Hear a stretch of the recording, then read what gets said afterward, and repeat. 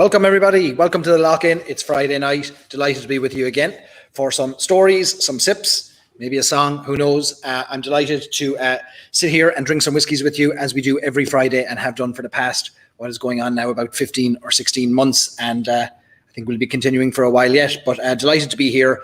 Looking forward to a great show ahead. We're very lucky to have a very special guest join us in a couple of minutes, Mr. Mark Gillespie, host of WhiskyCast. Really excited to talk to Mark and understand a little bit more about his journey and his love of whiskey, and of course take any questions you might have as well. So let me know where you're joining me from. Where are you in the world? What are you drinking? What's in your glass? I'd love to know what's in your glass. I'll share with you what's in my glass, or what will be in my glass. I'll show you the bottles as well. So let me see. All right, who have we got here? We've got Dave in California. Hi, Dave. Richard is joining us on YouTube there. Spirit Bomb is usually in bed by now. You can't go to bed this early.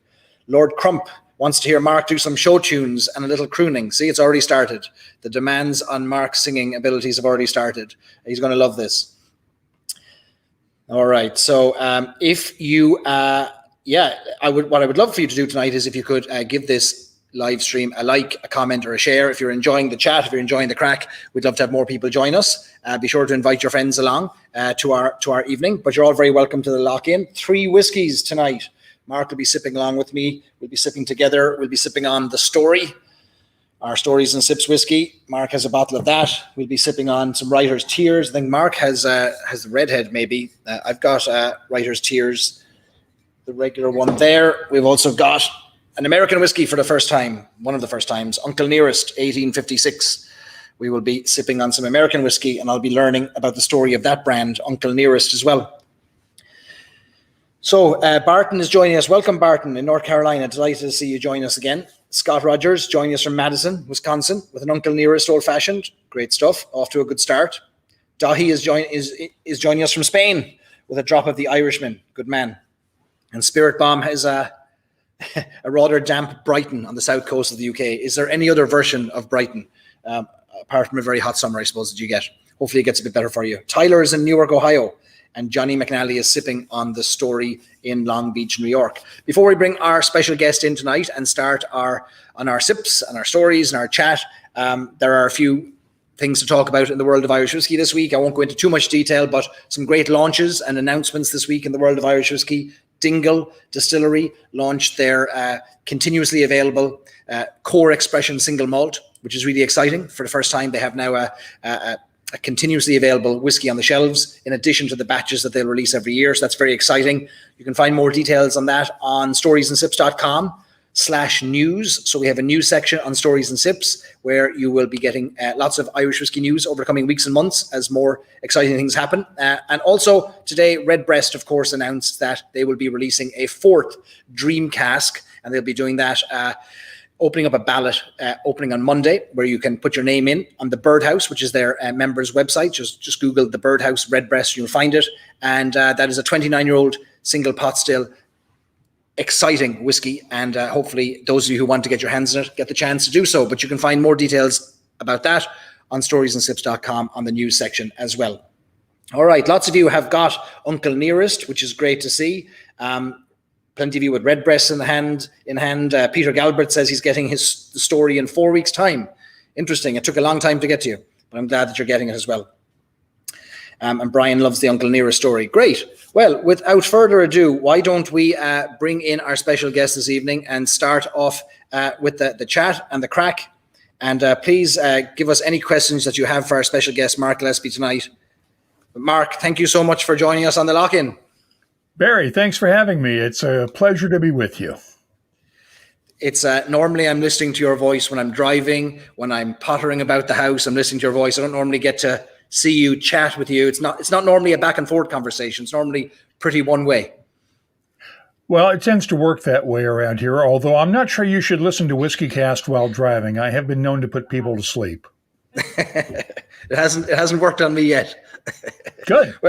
Well, Mark, 15 years broadcasting about whiskey, 800 plus episodes. You've been traveling the world, getting paid to drink whiskey. You have a house full of whiskey. I can see some of it behind you. Global Whiskey Communicator of the Year. Where did it all go wrong? When I got into radio, the day I got out of high school many, many years ago, basically.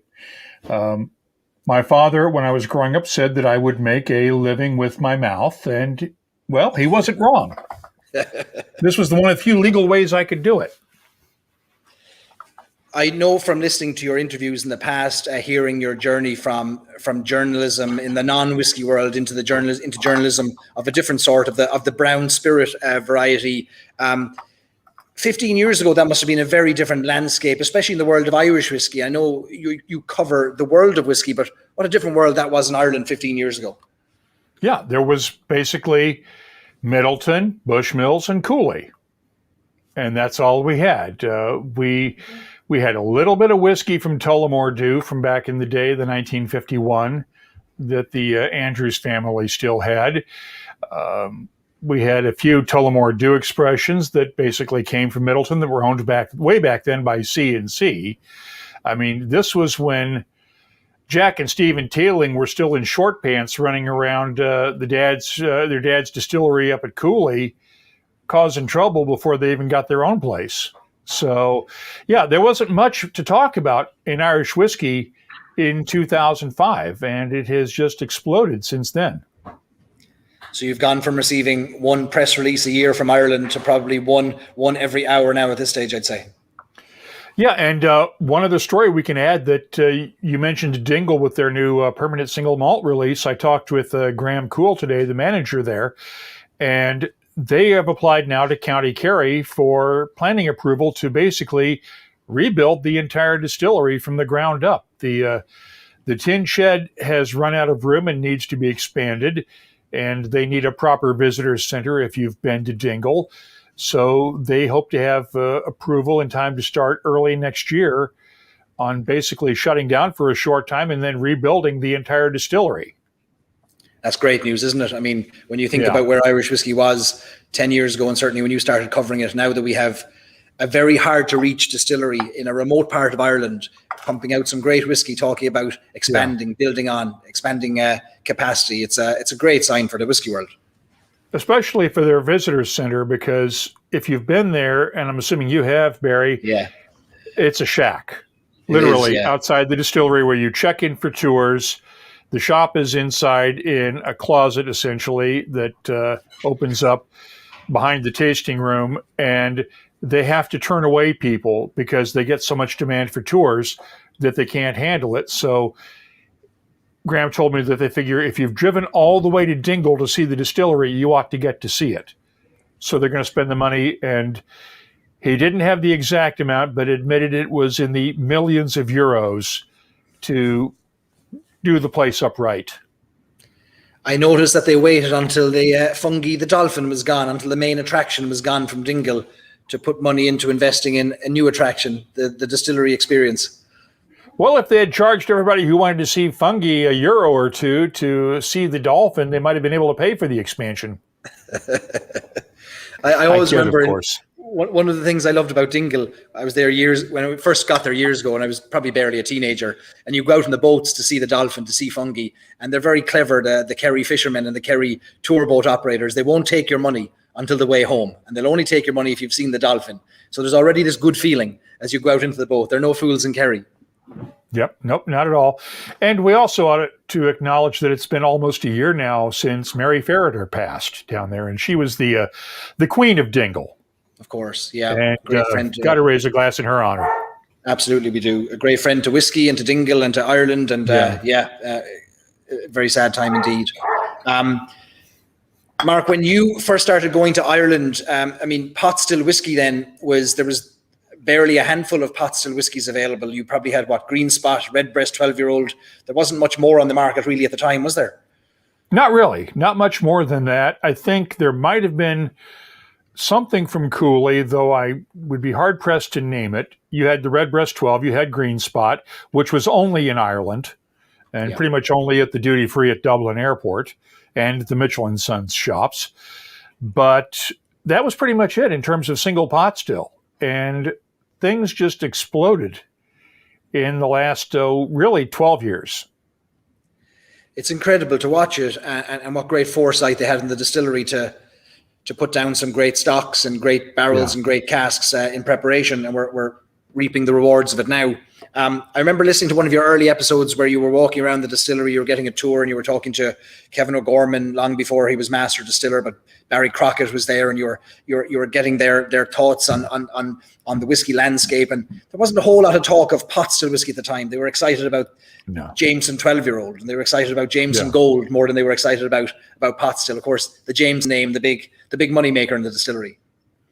Well, back then, that's what was the moneymaker, was Jameson. If you remember the history of Irish whiskey in the post-1966 era, when the Murphys, the Powers family, and the Jamesons all merged their facilities together to become Irish distillers, they decided that Jameson was going to be the export brand that they would take out to the world. Powers and Paddy they would keep domestically for the Irish market. And that's where really Jameson really carried the entire Irish whiskey industry for the last 40 years, at least, until we got to the point when Cooley could function. You had what little Bushmills was sending out, and it really was not very good for whiskey lovers to have a big variety. But we had really good whiskeys coming out, and then all of a sudden, everything just sort of literally exploded, and we started getting all these really great whiskeys. Realistically, back when Cooley started making some bulk available to other folks, but also when Irish distillers came out with the single pot still collection that had the Redbreast 12, and then I think the original version of Yellow Spot, and then they started reviving Green Spot, and then the wine finishes around that same time, back in 2010, 2012 era. It's not that long ago, is it? No, it doesn't seem like it. No, it's not. I want to get a sense of, Mark, when you started in the podcast 15 years ago, Irish whiskey was still, and still is to this day, a small part of the whiskey landscape globally. It's growing, of course, but was bourbon the engine then that was driving your podcast at the time? Was that where you were putting most of your focus, or was it Scotch? It was Scotch. Scotch with secondary focuses on bourbon and then Canadian, followed by Irish, and then world whiskeys were a novelty. It was unusual. I think one of the first world whiskeys I featured was Macmira. Okay. And it took about a year or two to get Macmira into the show. But we really didn't have much about Japan. We really didn't have anything from Australia, New Zealand. The rest of Europe, it was pretty much the big four: Scotland, Ireland, Canada, and the US. Was there a reason you decided to focus on world whiskeys generally when you started the podcast, as opposed to one particular region or one particular style? Well, I liked them all. And keep in mind that the show started because of my own interest in wanting to learn more about whiskey. I wanted to learn, and I figured there were others who wanted to learn alongside me, so I wanted to find out as much as I could. So I was not being parochial in the least bit. I wanted to find out who was making good whiskey no matter where it was in the world and no matter where it came from. So I figured I would drag everybody kicking and screaming along with me. Do you remember having your first Irish whiskey? Was it before the podcast started? Was it after the podcast started? Oh, it was after. Yeah. It was after, because I really started out with scotches and then gradually moved on. I think probably my first one was a Bushmills, because Colm Egan was one of the earliest guests on the show. Actually, I can pretty much tell you it was a Bushmills, and I can tell you the story behind it, because I started the show in November of 2005 and started sending emails around to the PR departments for the various whiskey companies saying, please just put me on your mailing list for news releases. I'm doing this podcast. Here's what it is. It's essentially a radio show. And I just want to know when you have new whiskeys to talk about. And this was in November. Christmas Eve, 2005 was a Saturday, and the FedEx guy brings this huge box to my front door. And I wasn't expecting anything. We thought at first, okay, maybe it's something for the kids from one of the grandparents. And then I looked, and it's Diageo. hello. I open the box and start pulling out bottles of whiskeys. And there was a Bushmills, one of the Bushmills single malts, I think maybe either the 16, it was either the 16 or the 21, I don't remember. Nice box. But that would have been it. And as my family likes to put it, I immediately went into another room with what would be described in Lord of the Rings terms as my precious. And I was set for Christmas. You weren't seen for 2 weeks. Basically, yeah, something like that. And the boxes haven't stopped coming since. I had not ever expected when I started the show to get whiskey sent to me. Wasn't even thinking about it. Didn't even ask. All I said was, just email me your news releases. Tell me when you've got stuff going on. I know. And this box shows up, and I'm going, oh, wow. And at that point, it was, But that was, that would have been my first Irish, I think. I mean, if only you know how many boxes we're going to follow that one over the next 15 years at the door. Yeah, the whiskey fairy has become a regular visitor. Let's put it that way. You don't mind those visitors. Those ones don't even need to announce themselves. They can just show up. That's all right. As a matter of fact, while I was doing the webcast, I go up to the front door. This one shows up, and I know where it's from, but I'm not sure what it is, and I'm not going to open it right now. So, but, I mean... It's probably whiskey. Yes, it's a great job to have. Let's put it that way. Should we have a whiskey while we're chatting? Well, I've been having one. I don't know what you're doing, Barry. I've been busy getting set up. I'm late to the party. This is your second live stream of the day. This is only my first. Yes, but I started out with the same one we talked about, your whiskey. Hey. And I got to compliment you on this one, the story. I saw the launch party for this that you did with Louise, and I went out and spent my own money on this one. You did. Mm-hmm. We didn't send you anything. No, you didn't send it, and I ordered it from your retailer in California. And thank you very much for the support. And I am amazed with it. It is excellent. You guys nailed it with this one. It's very good. We got very lucky, and I was delighted with how it turned out. And when I say lucky, I mean Louise and the team and Eric in JJ Corrie pulled out all the stops and found 1991 single malts to put in there as well. And that there's a fruity tropical note to this that is just, we're very pleased with it. But Sláinte, I'm delighted to share it with you. Sláinte, drinking out of my 2-ounce glass tonight, as you are. Just Rosie should enjoy this, but she should. No, in addition to the fruitiness, I get a great butterscotch undertone on this. That really, the base is just almost pure butterscotch to me, and I just love it. And I will admit, I think what Louise is doing and what her team is doing at JJ Corrie and Chapel Gate is just amazing. I've had a number of their whiskeys, and I've just been impressed with every single one of them. I love what they're doing. I agree with you, Mark. And I think that, first of all, I have to compliment you on the coverage you give to new brands and new entrants to the world of whiskey. And it's obvious that you're not just bringing on the large conglomerates that can send containers of whiskey. It's anyone who has an interesting story. I see them on your show, and it's always great to see. And I know Louise has participated, but she's doing great things. I like how she's shaking up how it's always been done and finding new approaches and new ways. And I wouldn't bet against her. That's for sure. Oh, no. What I think is most important are the stories and the fact that people can jump into this business and do like Louise did, which is very much like what John Glaser did at Compass Box, leave Diageo after a number of years to start their own whiskey brand.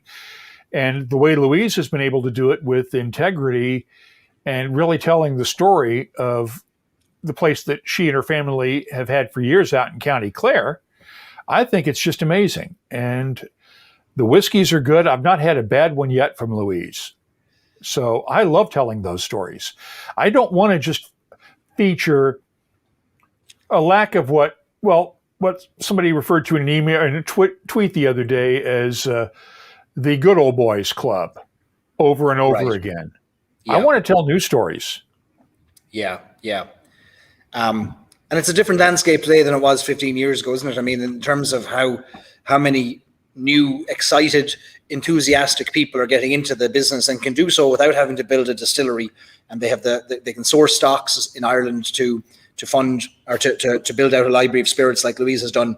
That's a very good thing for the industry. It brings a great amount of diversity to the whiskey landscape. They can, and I am certainly glad that John Teeling is doing what he's doing at Great Northern Distillery in Dundalk, because he's made it possible for a lot of these little smaller brands with what he's doing at Great Northern, and then before that at Cooley, to be able to have that bulk whiskey available and have good quality stuff. But I still love what a lot of these little small distillers are doing as we get their own stocks online. I know. I really want to see what Glendalough and Blackwater and Acklandville and all these little guys do when their stuff comes of age. We forget how much is maturing away in Ireland that won't see the light of day for a few years, and when it does, you'll need somebody working on your doorstep, I'd say, to be getting all these whiskies and covering them. But that's a great thing. You mentioned John Teeling. Have to move to Ireland to do it. Well, that would probably save a lot of shipping for the distilleries too. You could single-handedly help their bottom line by not incurring their shipping costs to your door. John Teeling, you mentioned John Teeling. Anytime I speak to somebody who mentions John Teeling and who has sourced whiskey from him, shares the same story, that he brings them into the distillery and sits them down with a plate of biscuits and a cup of tea and talks to them and helps them and introduces them to people and makes them feel like they're the only person in the world, and then scurries off to his next venture and his next thing. But he's been very helpful to many small upstarts who might only be looking for a few barrels at a time, and they feel like they get treated as well as if they're ordering tanker loads of whiskey from him. The other guy you've got to give a lot of credit to is his old running buddy, Willie McCarter, who was his number 2 at Cooley, and then stayed with Beam Suntory after the sale. But yeah, Willie did the same thing for a lot of the upstarts that were buying from Cooley back then. And without Willie's help, Cooley would not have been the success it was independently, and then John wouldn't have been in the position to make Great Northern a success. I know. Have you had either of them on the show in the past on WhiskyCast? Oh, multiple times, yeah. Multiple times, yeah. When you started the podcast, Mark, was it difficult to get brands to understand what a podcast was? You said that you were explaining it like it was a radio show, but were they mostly focused on the more traditional approaches at the time, and even still to this day as you approach them? No, they got it as soon as I told them. Basically, it's a radio show that you download. Okay. And they understood that because they understood radio. And I said, basically, it's a radio show you can download anywhere in the world and listen to it when you want. Yeah, yeah. And fortunately, not everybody quite got the idea that it's a global thing. I still have brands that I have long and very passionate disputes with because their PR departments will say, well, you're based in the United States. We're only going to send you news releases on what we sell to the U.S. and what we send to the U.S. Yeah. And I'm going, no. I can show you my server logs that show we've got 180 countries listening to this show. I need to know whatever you're doing anywhere in the world. And there are still a couple of major Scotch whiskey companies who don't quite understand that or don't quite care, but they're coming around. Now they're finally getting it. It only took 15 years of pounding it into their heads. The news doesn't have to be just where you're standing at any one time. A remarkable realization. My running joke with these guys was, okay, if you sell a single cask bottling to a travel retail yurt in outer Mongolia, I need to know about it. Because chances are I've either got listeners in Mongolia or somebody who's traveling through Mongolia who's going to want to look for that bottle. Somebody who wants a yurt. There's so many people out there. I mean, you should be reaching them all. Yeah. So they finally have gotten around and sort of gotten pounded in, and they get it now. How long was it after you started the podcast, Mark, that you started traveling to whiskey festivals, going beyond your own studio to create the podcast? Was that something that happened almost instantly, or did it take a while before you packed a suitcase? Well, the very first episodes were with interviews I did at WhiskyFest in New York before I even started. What I was doing at the time was working as a television news producer for a company that was we were doing work with CNN and other broadcast networks. And we had the bright idea at the corporate level that perhaps we should have our own podcast. And this was in 2005, when nobody quite understood what podcasting really was at the time. And I was going to have to put all this together and make it work. So I said, let me go play with this for a little bit and see what we're getting ourselves into. So I took my recorder, a digital audio recorder and microphones to WhiskyFest New York in November of 2005. Did a few interviews with folks like Parker Beam from Heaven Hill, Dr. Jim Swan, Jim McEwen, and a few other folks. Came back and put together a few podcast episodes. Earlier that year, I had asked on the Whiskey Magazine message boards of the time, that's how far back this goes, if I produce a whiskey podcast, would you guys listen? Well, about 15 people responded.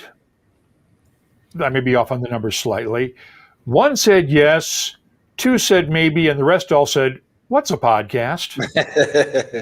Yeah. So I put together a few episodes and put links up, and then they went, oh, that's what you meant by a podcast. Yeah, we'd listen to that. And it sort of took off. So realistically, I was going on as basically just an attendee and taking my gear with me and recording interviews on the fly at whiskey festivals for that first year or two. And it really wasn't until about 07, 08 that I started doing a lot more traveling. What was the podcast landscape like in 2005? There wasn't the distribution that there is today, presumably, in terms of Apple Podcasts and Spotify. Did you have to host it yourself? Did you have to publish it on your own site? We had podcast hosting services, and this was after Apple had added support in iTunes for podcasts, which made it possible. And I was able to find a podcast hosting service that cost us $5 a month at the time. So it wasn't that big an outlay for money. And at the time, we were one of the first 3,000 podcasts on iTunes. And now with Apple Podcasts and the growth over 15 and a half years, that's about 2 million podcasts. We were one of the first 3,000 and one of the few that's still around. That's amazing. It's stubbornness is what it is. Stubbornness, yeah. Well, whatever it is that's working. But it's an unbelievable achievement to turn up every week, no matter what's going on, no matter what's happening, no matter what's going on in the world or your life, and to be able to commit the time, the energy to do it. Are you a particularly disciplined person that in other areas of your life where this is just another example of, if he does a thing, he'll do it forever?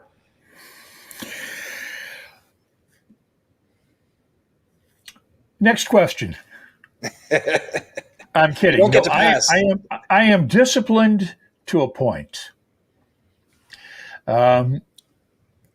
This was never intended to be my full-time job. This was a passion project and a labor of love.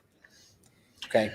And in late 2007, we started having discussions with the folks at Lafroig about maybe coming on board as a sponsor. And this was done at a bar in Las Vegas during a Maker's Mark event. And was only done because they said, well, is there any way we could advertise on your show? And I said, let me think about it for a second. And I realized that this was late fall 2007, and I had a college tuition payment for our oldest daughter coming due. And I quoted a figure that just about covered that college tuition payment. And they said, yeah, we've got that in our budget. We could do this. And I went, okay, sure, we'll do that. It progressed to the point that by 2009, during the Great Recession, we lost 100,000 media jobs in the U.S., including my second. I survived the first round of layoffs that year at Bloomberg News in New York. I did not survive the second. And after the severance ran out, my family sat me down for what we like to refer to as the Come to Jesus meeting, where they sat me down and said, you know what, this podcast has potential. You're doing good stuff with it and you're having fun with it, but you can't do business for anything. You suck at business.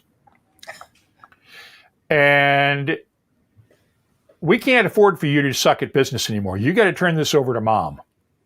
Because my wife, Christina, was at the time, a small business consultant, had worked in marketing and PR, and knew all the stuff that I didn't know how to do.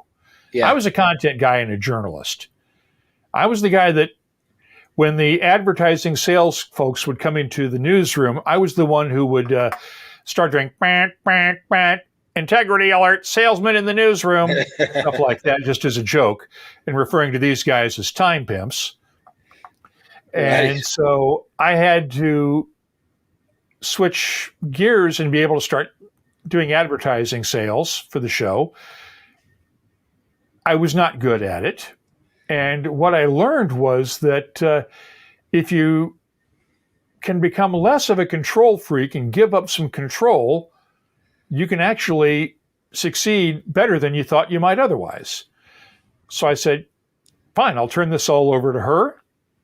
Within a year, we had Redbreast come on as one of our presenting sponsors, and they're still with us to this day. And it has been a full-time job since 2010. Aren't you lucky to have such a good wife to take that over for you and help you do what you're passionate about? I wouldn't quite put it that way. She is extraordinarily brilliant at what she does, and she does it better than I ever could. And we have had a lot of fun with it. I would not say it was a good wife thing in any stretch of the imagination, because we both looked at the future of this and we're going, if we don't do this, we're going to be down into the bridge living in a bus. Does that mean now in your house do you have to draw a line in your house between editorial and advertising? Are there rooms one of you can't go into because that's the advertising room and she can't go into the copy room, the editorial?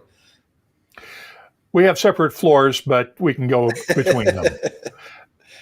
My office and studio here in the basement is where I work out of. Yeah. But that's where we keep all the whiskey. We keep some of it in her office upstairs, but she likes windows and sunlight. I can live in the darkness a little bit. All that whiskey behind you and that stretches around your basement there, as you open bottles, you do your tasting notes and you sip on some occasionally. What do you do with the rest of those open bottles? Because they add up very quickly, don't they? Yeah, we've been going through spring cleaning around here, and I've been hearing it about a lot of those bottles. It is not a collection. It is a library, is what I like to think of it as. Yeah. Because one of the things that I've been fortunate is that you get a lot of full-size bottles. And I've still got bottles that I've had for over a decade back here that I haven't finished. Mm. But that serves as a reference library so that I can go back and take a taste against stuff from the past, or if I have a question about stuff, I still have a lot of the contest samples that I've been used as a contest judge over the years. Okay. Stored away in filing cabinets so that I have them as references. Interesting. And the rule around here is that if somebody comes over to the house and wants to try something, with the exception of 2 or 3 bottles, I will open anything up. If it's open, they're welcome to try it. If it's not open, unless it's a couple of heirloom bottles that I can't replace, I'll open them up. Right. Because it's really sort of a library. It's not really a collection. Stuff's all been opened. Most of it would have no value once it's been opened. Yeah. But it has value in terms of being able to share that with good friends. I think with such a library of spirits available there, Mark, I see a Stories and Sips lock-in live from your basement in the future with all of our audience helping you to understand this library and to give their own reviews of these bottles. So make sure you send on your address, and we'll be around very, very, very swiftly to you. Well, it's either that. Basically, the running joke we have around here is that I've told the family that when I die, they are either to have a classic Irish wake or I get a Viking funeral with the boat and the fire and use the whiskey to set the fire and all that fun stuff. So yeah, that's the way to do it. Yeah, the Vikings knew what to do. Yeah, but I think my heritage is Irish, Scottish Irish. My great-great-great-grandfather emigrated from what we believe to be the Belfast area in the 1840s, 1850s.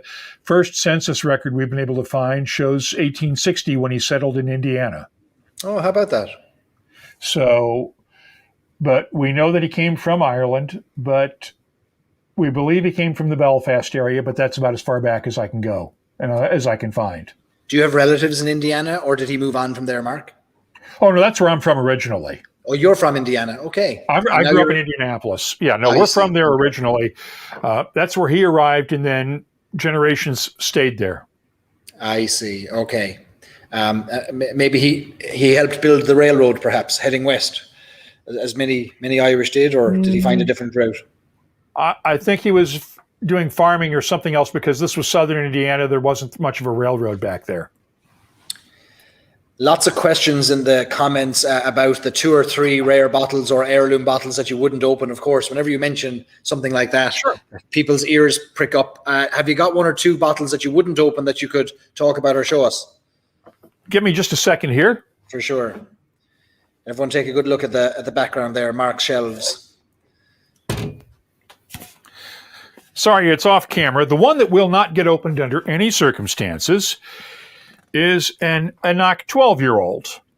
And that's not because it's an Enoch 12-year-old. It's because of this. I had the privilege of being asked to take part in their Enoch Moment, Your Enoch Moment campaign a few years ago, where they asked a bunch of folks to send in a photo to basically describe their Enoch moment, and then the artist and illustrator, Peter Arkell, would turn it into an Enoch label.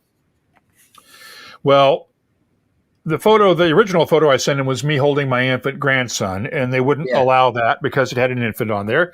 So I picked a photo of our late, great Old English sheepdog, Frizzle. Oh, that's great. And very good.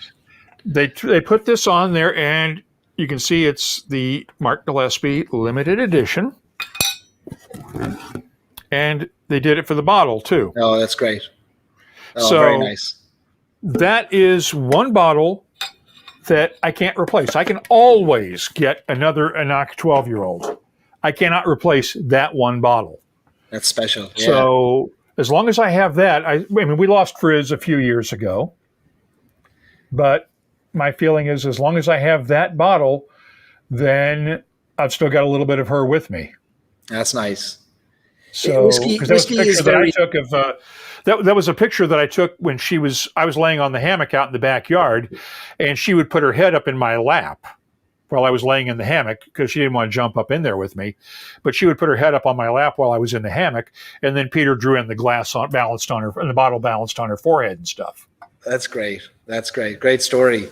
It never fails to surprise me, the emotional stories, the connections, the non-whiskey stories that are related to the whiskey, and how whiskey brings really nice people together and introduces us to nice places and new places. And it's a great example there of that. But did you find was that a surprise to you when you started getting into whiskey, the community that you started to engage with around whiskey in the different regions? Oh, yeah. I was immediately drawn into it because even on those early message boards at Whiskey Magazine, there were so many good people and just so willing to share information and not a jerk in the bunch. I mean, even at Whiskey Fest, which even back then could turn into, by the end of the night, with 1,500 of your best friends all crowded into a hotel ballroom drinking glass after glass of whiskey, could turn into a bit of an interesting experience. It was always friendly. There was never no raised voices, no jerks, no trolls. And I only wish we could get back to that because it seems like the more popular whiskey becomes, the more it attracts the people who are, for lack of a better term, jerks at times. Yeah. I try not to be a jerk. I really try hard. Sometimes I don't succeed, but I try hard to not be a jerk. No, I think you're right, and we're seeing it in the world of Irish whiskey at the moment. It's a wonderful community. I'm only involved in it in the last 5 years or so, but even in the last year or two, you start to see a few chancers, as we call them in Ireland, coming out of the woodwork, chancing their arm and maybe looking for the quick buck, which would be sad to see. But a wonderful community around whiskey, and I always maintain, if you took away the whiskey from me, but you left the people and the places, I'd be 90% happy, not 100%, but I'd be 90% happy. That'd be my ratio anyway. I wouldn't go 90%. I'd go maybe 75%. Yeah, you still got to have the whiskey because the whiskey lubricates the tongue and the stories that come out. That's true. There are some people who won't tell you stories until they've had a few drams. Or there's a few people who won't sing a song until they've had a few drams as well, you don't have Mark. That much whiskey. I don't have that much whiskey.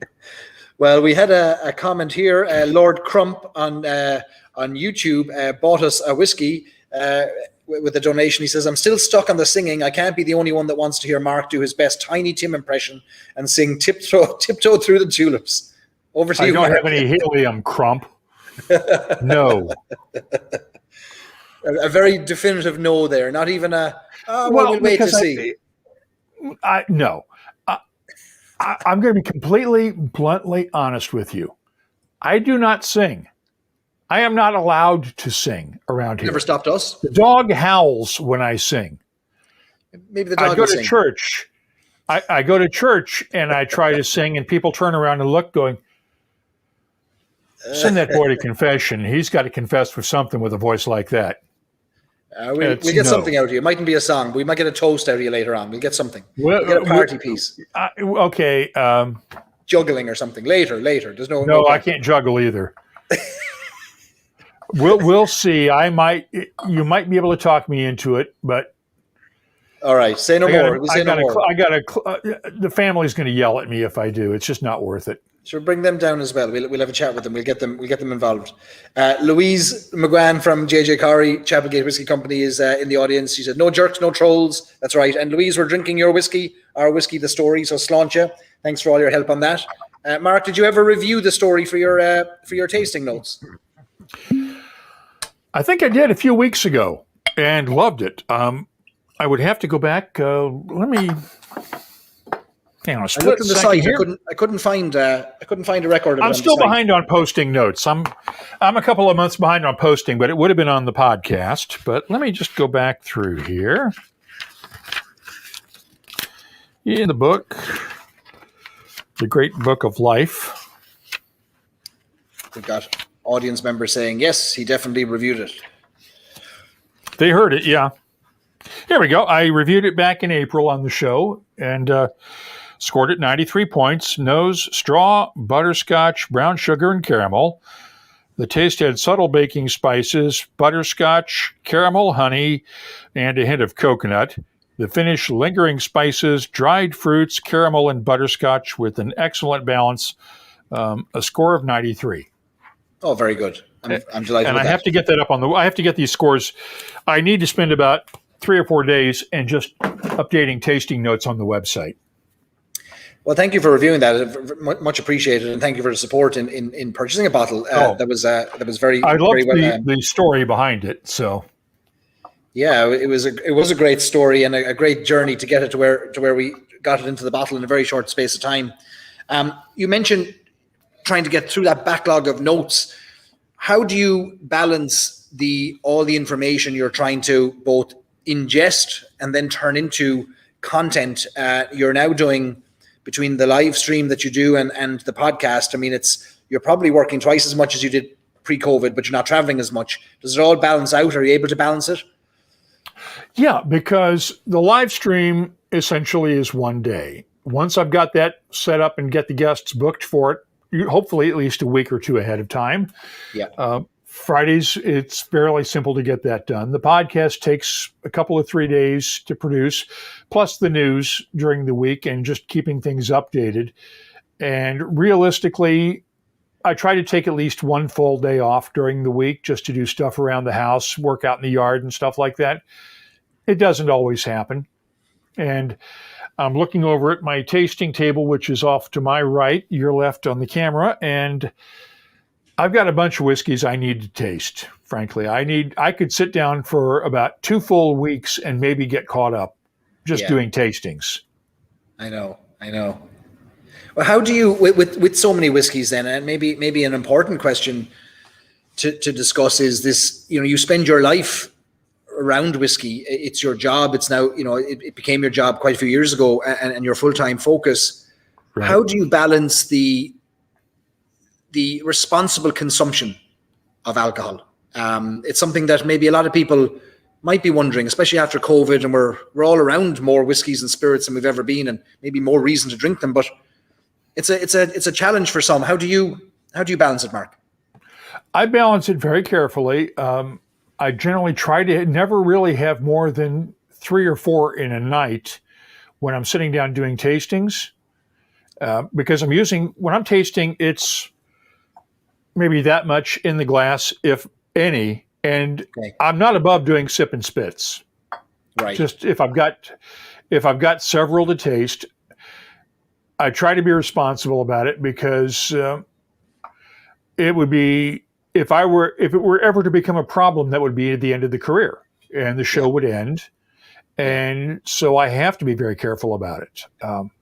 I drink a lot of water. I keep a really huge bottle of water here, and I try to be responsible about it. And my family keeps an eye on me as well to make sure that I'm not overdoing it.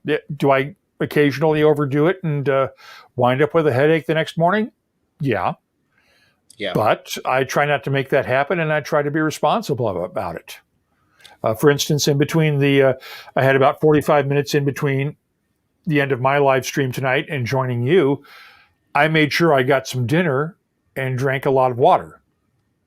Right. Just because I knew we were going to drink 3 more whiskeys tonight. That's right.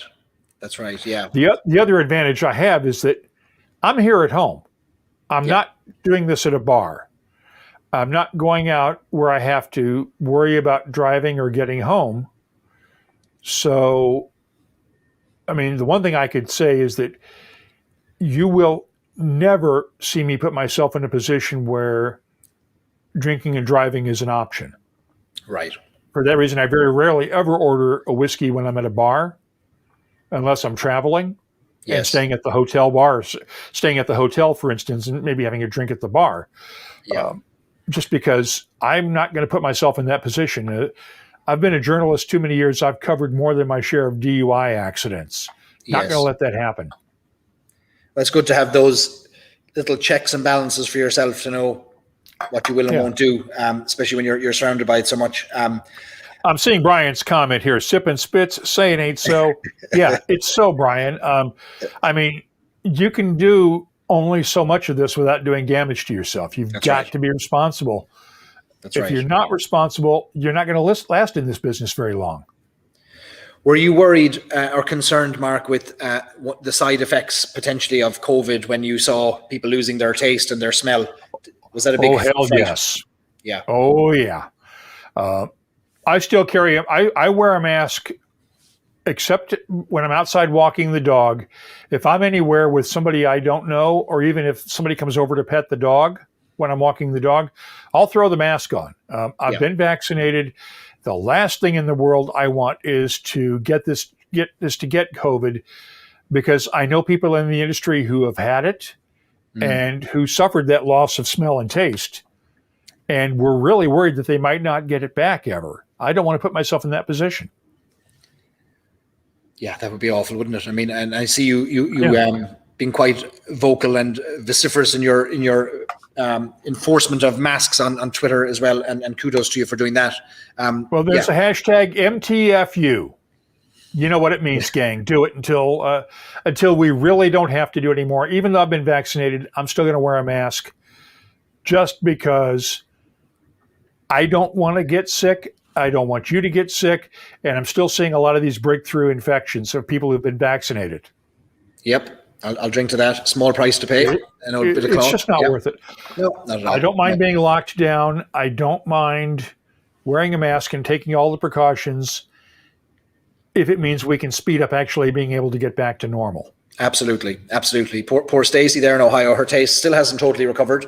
She misses notes she used to find and finds notes she never did pre-COVID. So that's the danger, isn't it? Yeah.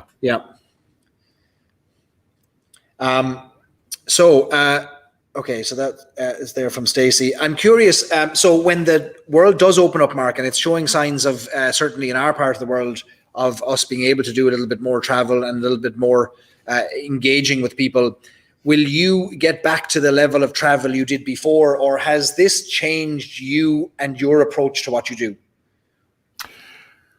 Too soon to say. I don't think I'm going to be ready to do any international travel until realistically sometime this fall, if things open up. Yeah. I would not object to doing, say, a few day trips or a 2-day trip with an overnight stay to places where I can drive to. I'm not going to fly out to the West Coast unless I have a really important reason to do so.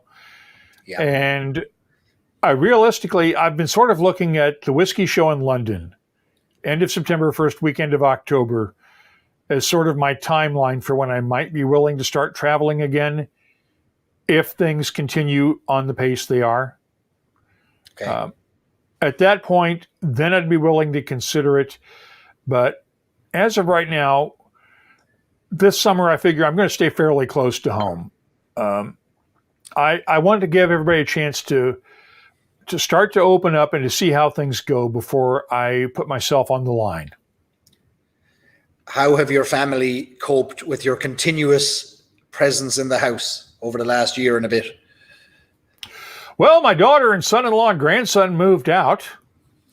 But that was because my son-in-law graduated from university during the pandemic with a degree in engineering from Drexel, got a great job at Boeing, and they bought a house nearby. Oh, very good. So they'd been living with us while they were in school. So that was deliberate. The puppy we acquired during the pandemic, he's happy.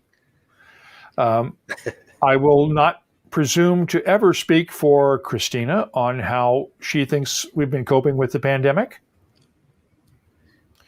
I would leave that to her. She's joining us next week, so don't worry. I'll ask her next week. Right. Yeah, sure she's joining you because, put it this way, it would be pulling teeth to get her down here. And I say that knowing that she's just upstairs and might be listening. We had a comment here from Graham Young says, Mark, I hope you get to the Fredericton Whiskey Festival if things are opened up. He hopes to see you.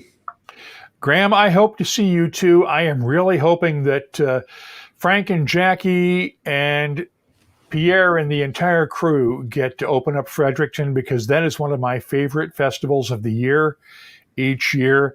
And I want to get to Fredericton. I will do, if it means staying locked down for 3 or 4 more months so that I can get back to Fredericton in November, I'll do it, because I love that festival. It is one of my favorites to go to each year.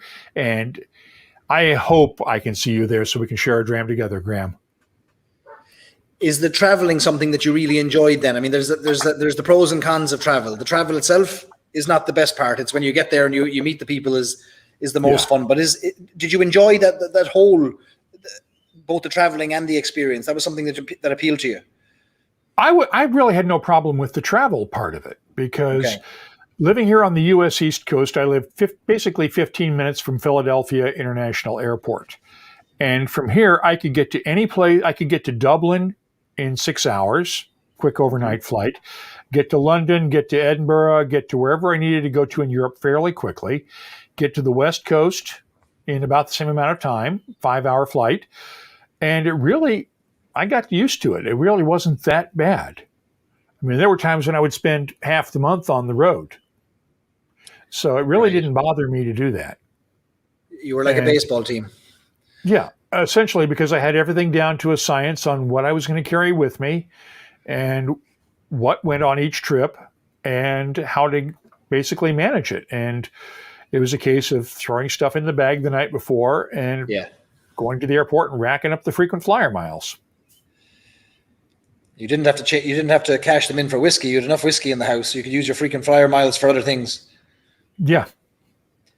Dog food. Use that for the trips that I wanted to take or that we needed to take, or to fly various kids to various medical school interviews and things like that during the period. A question I've seen you get asked a lot, and I'm not going to ask it because I'm sure it's overdone at this stage, about your favorite whiskey, but I'd be more curious about things related to the enjoyment of whiskey, in the sense of we can all pick out moments where that we had a memorable drink, and it wasn't necessarily only because of what was in the glass. It might have been the location, the people we were with, the moment. Are there particularly memorable moments throughout your last 15 years that you look back on fondly and say, I'll never forget that night or that day or that morning? Oh yeah, all the time. The first one that comes to mind was back in my first trip to Scotland. I think it probably 2009, early 2010. I was in Elgin with Michael Urquhart at the Gordon and MacPhail warehouse and taking the warehouse tour with him. And we ended with some samples. And he pulls out one at the end saying, "Oh, I've got one more sample I want you to try." Didn't let me see what it was. And he poured it for me. I'm going, "Oh, this is good. This is good." And it turned out to be the 70-year-old Mortlock that they had just released. Wow. Things like going to see Dennis Grant at Glen Grant, or Dennis Malcolm rather, at Glen Grant Distillery in Scotland, and having him pour me a flask full of the 50-year-old Glen Grant to take home. Irish-wise, and I probably shouldn't, statute of limitations has expired. One of my early visits to Middleton, I'm in the warehouse with Kevin O'Gorman and Billy Layton, and we're tasting pots. We're tasting the Mod Pot distillate, and they pull this sample out from a port pipe that's something 20 plus years old, and I'm with Joel Ridley and Neil Harrison. Joel Harrison and Neil Ridley, I'm sorry. Yeah. And we're tasting this. We got this great big grin on our face. And we look at the water bottles that we had with us. Bottled water. And we're going, I don't suppose. And Billy said, yeah, drain those water bottles and bring them over here. So he fills up these water bottles for us with this vintage Mod Pot out of a port pipe. Amazing. And the cap sealed. Bring it home. And the following Christmas, the Irish Catholic widow who lived across the street from us for many, many years, Mary Henry, came over on Christmas Eve. And we knew Mary liked a cocktail at night. We had already told her, we knew she liked old fashions. And by that time, we had basically told her, Mary, you do not need to buy another bottle of whiskey in your lifetime. If you need a whiskey, you let us know. We got you covered.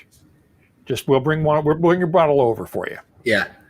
She came over on Christmas Eve. And we had talked in the past about her trips to Ireland with her church and everything. And so I bring out this water bottle of the Redbreast Middleton Mod Pot that's 20 plus years old in a port pipe. And I pour some for her. And just the look on her face as she's sipping this, it was just priceless. And just one of the best memories. Yeah. I mean, that's part of the sharing. That's one of the stories about sharing. I mean, like I said, with the exception of this Enoch bottle and a handful of others, there's a bottle of Johnny Blue, Walker Blue, that I have for my grandson that is essentially his bottle. Yes.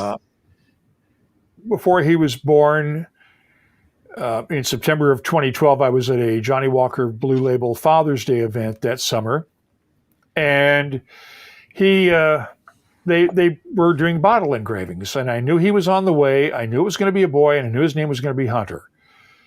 So instead of having the bottle engraved for me, I said, let's do something different. I had it engraved to Hunter. Open this on your 21st birthday. Love, Grandpa.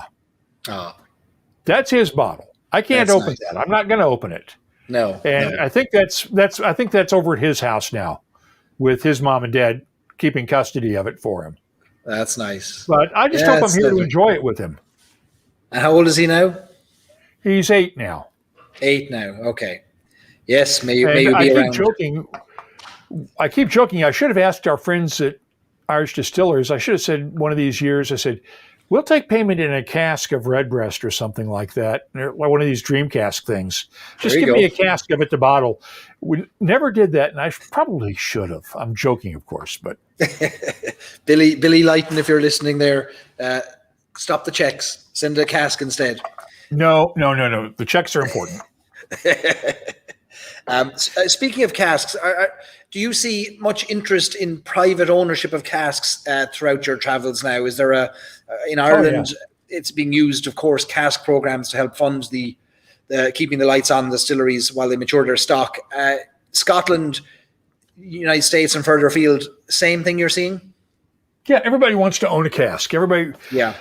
When I was at Dingle a couple of years ago, everybody was going, we were looking at the casks they had sold to help fund the early years of the distillery, and there are still people coming in going, can we buy a cask? Can we buy a cask from you? We want a private selection cask. Yes. And if every distillery that responded to those private selection casks did so, we'd never have any casks for the rest of us. That's right. That's right. Yeah. So should we move on to the next one? Let's do it. I was going to suggest it. So which one should we go on to next? I was thinking the Writer's Tears. I've got the Redhead here, which I understand is coming to the U.S. this year. Finally. Talk to us about the Writer's Tears Redhead, Mark. It's the single malt version. The regular Writer's Tears are all are all basically blends of single pot still and malt, but the Redhead is a single malt. Bottled at 46%. That's their first one. Yeah, they're only single malt.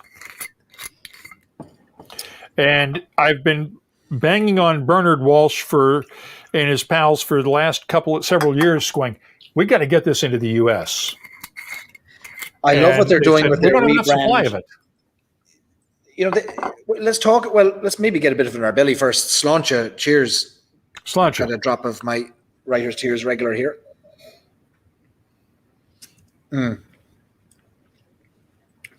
Bernard Walsh was one of the early advocates for Irish whiskey, flying the flag in Eastern Europe and even the United States when nobody else was. And he doesn't get the credit he deserves for the work he did laying down the groundwork for non-distillery owned brands. Yeah, he absolutely does not get enough credit for that. He really does deserve it, because back before you had these brands, these upstart brands buying all sorts of Kool-Aid stuff and bottling it, Bernard was actually going through and doing it right and really trying to do things in the proper way and creating good whiskeys from the stuff he was sourcing, but doing it on a consistent basis and doing it with quality and not just slapping his name on whatever he could get his hands on. Right. Yep. And full props to Bernard and Rosemary. Of course. And it would have been a big risk back in the late 90s, signing contracts with big distilleries, not knowing if you could shift those bottles when most people only knew whiskies that began with a J, if they were Irish. Big risk. Yeah. Big risk. Yeah. Yeah. A very risky venture. And it still pains me to this day that the breakup between Walsh and Di Serrano that cost Bernard his baby at Royal Oak Distillery. It still pains me to that day because I know that was a dream, and Yes. it would have been great to see what they could have done there. I remember perhaps that's listening all to we should say. You interviewed Bernard probably the day or the day after that announcement. I remember listening to it at the time, and he was remarkably collected and calm, and while on the surface appearing, look, this is just one of those things that happened. You have to imagine a big disappointment with all the work that was put in there. Well, it's typical Irish temperament. You look at what might have been, you accept it, and you move on. On you go. Yep. Yes. On you go. My American wife loves that approach. On we go. Stop dwelling on the past. On we go. That's it. I mean, they were making some good stuff there. I had the chance to taste some of their new make that they had been laying down, and the potential was really, really good before that breakup, and it's a shame to see it happen, but stuff happens in this world. It doesn't always work out the way we want it to. It does. It does.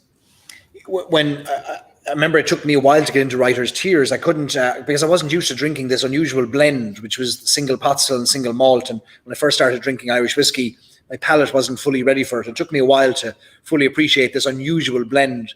And it is still to this day, I don't think there's another blend on the Irish whiskey market that is a blend of single malt and single pot still. And I think somebody mentioned recently that it technically falls under the category of being a single pot still because of its malt component in the single malt and the unmalted component in the single pot still, that there's a way you could actually classify it as a single pot still. I don't think so, because I'm willing to bet they come from different distilleries. There's no way to guarantee that. It would be a pot still. So it may be a pot still, but yes, I bet you they're not coming from the same distillery. No, you're dead right. Great point. Yeah, that would be because I've never asked, and I don't know this, but it wouldn't surprise me, for instance, if the single malt came from Bushmills, only because we know that Bushmills has been doing single malt for years, and the single pot comes from Cooley or Middleton. Yeah. Because that's what they do best. So who knows? But since it's not all the same, we can't all be sure it's the same place. It's not a single pot still. Pretty much no. Yeah, that's right. That's a great point. Mark, when you first started into the podcasting and you said you wanted to use the podcast as a way to educate yourself on whiskey, was there a style of whiskey at the time that you loved? Was it Scotch became a bit of your focus early on, but was that what had got you into whiskey? And was there a style of it that you preferred especially? I liked Scotch. Basically, what got me into whiskey was in 1997, my grandmother had just passed on down in Florida, and I had to go deal with her estate. So I was going down to Sarasota quite frequently. Okay. There is a place in Sarasota called Michael's on East. For years, it hosted the Whiskey Obsession Festival in Tampa and Sarasota. Okay. But they had a little tasting room that they referred to as a satellite place from the main restaurant. They had a little tasting room that was located over by Sarasota Hospital. That little hole in the wall place on a corner that was about half of the building was a wine and cheese bar where you could go in and get desserts and stuff like that, and wine and cheese, little appetizers and things. And then you could walk through a passageway into their package store and buy into their off license. And I was hanging out in there because it was quiet. They had good wine, good beer, and decent dinners and stuff, or decent appetizers and stuff. I walk in one night and they have a special, a flight of 4 single malt scotches for like $15. And I thought at the time, I'm going, you know what? Maybe I need to learn more let me see if I can learn to like this stuff. Because I'd been primarily beer and wine drinker. We all had those experiences in college with whiskey that didn't go well, but that had been long in my past. Let me see if I don't like this, it's only $15 down the drain. Yes. So I put the card down on the bar and tell the bartender, okay, I'll take the special. Tell me what you know.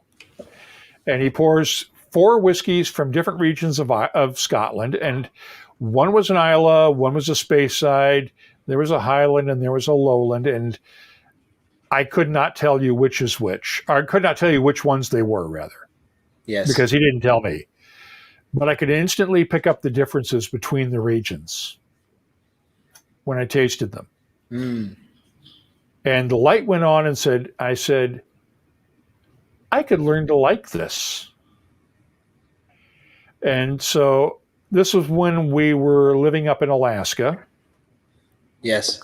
And I had to go back, and I was working as a television news reporter in Anchorage. And I had to fly back to Alaska a couple of days later. So I didn't have much room in my bags. So I went over to the package side, bought a set of Balvenie miniatures when they had the 3-pack miniatures that people might remember, and threw that in the suitcase and took it back to Anchorage. Sipped those, and that's basically where it all started from. And it was downhill from there. Yeah. All downhill, yeah. And how long was it before you started branching out into the other regions then and realized, well, there's more than just Scotch here. There's more to learn. As soon as I could. As soon as you could.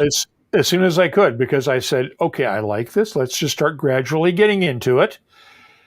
And it took a couple of years and a little bit of research, and I gradually started picking things up and decided, you know what, I like this. Yes. And at that point, it was just a hobby. It was just a pastime. Yeah. And a few years later, it turned into a career. I had my first tasting flight last night of Japanese whiskies. I'd never had a flight of Japanese whiskies, didn't know anything about them. And I thought, What'd you in have? a Japanese restaurant, I had Yamazaki 12, Hakushu 12, and the Chita single grain. And loved the single grain. Thought it was incredible. I thought the single grain was astonishingly good. Spent a while on that one. I love single grains. They deserve, those are really underrated, especially the older single malt Scotch grains. Yes. Those should get a lot more attention. When the summertime, when it's hot outside, I would take a single grain over a single malt any day. I'm with you. They're a little bit lighter, and they don't have the heaviness that a lot of single grains can have when it comes to drinking in warm weather. And you can get them for a little bit cheaper too. Put an ice cube in. Yeah, yeah. They're often dismissed, aren't they? Overlooked as being the poor cousin of malt and pot still. Yeah. So people think of them as Hague Club. Right. Yeah. Which is nobody loves that. You're fine. How do you like the single malt, the Writer's Tier single malt, the Redhead? I love this one.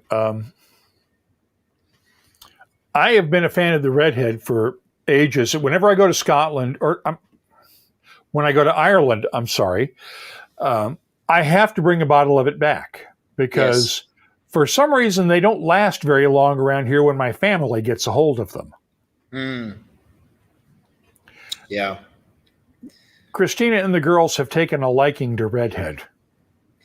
Were they always whiskey fans, or was the osmosis of your passion, did that infect them? Okay, this is going to get into delicate territory, so bear with me. At the time I decided that I liked single malt, liked whiskeys in general, this was not received well at home by the rest of the family. Mm. My mother-in-law, who has since passed on, had some issues, shall we say, with alcohol, and whiskey was her choice. Mm. And as a result, the fact that I was getting into whiskeys was not received well. I proved that I could handle it responsibly, and it's become tolerated. And she is now, and Christina has now joined me in that. She loves Irish whiskey. I have joked many times that if Barry Crockett were available, she would leave me for him. Because her favorite all-time whiskey is the Middleton Barry Crockett Legacy. Great one. And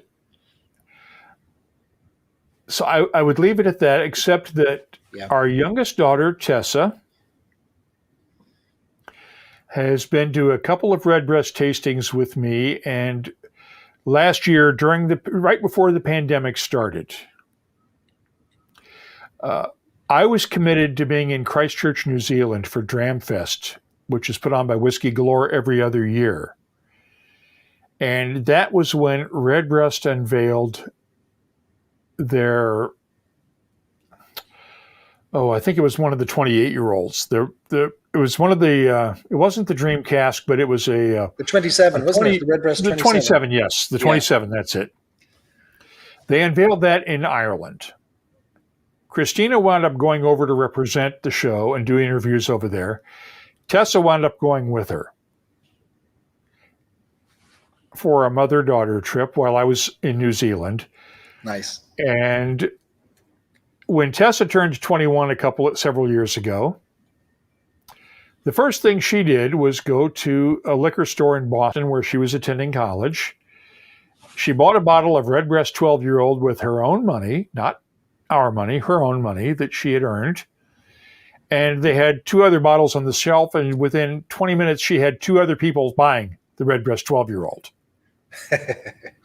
So she is an evangelist. She has been to the distillery in Ireland when she did a summer abroad thing with Boston College. She went over a couple of weeks early and hung out spent the day at Middleton doing the Irish Whiskey Academy at Middleton with Dave McCabe, and got to spend some time with Dagmara Dabrowska in the lab. Very good. And being a science student and now in medical school in LA, she loved that. And she has been a self-described Redbreast girl ever since. It's hard to turn it down once you've tried it the first couple of times. Now, when they did the first small batch release last year, and a couple of years ago, and she was in Boston, I went up for the tasting with Billy Layton and Dave McCabe at a dinner and took her with me. And I will probably get myself in trouble for this, but when she saw Billy last year in Ireland, it was the whole fangirl thing. Is that right? But Billy remembered her, and they had a good time. That's nice. That's nice. I think that's... Crump, I am not going to adopt you.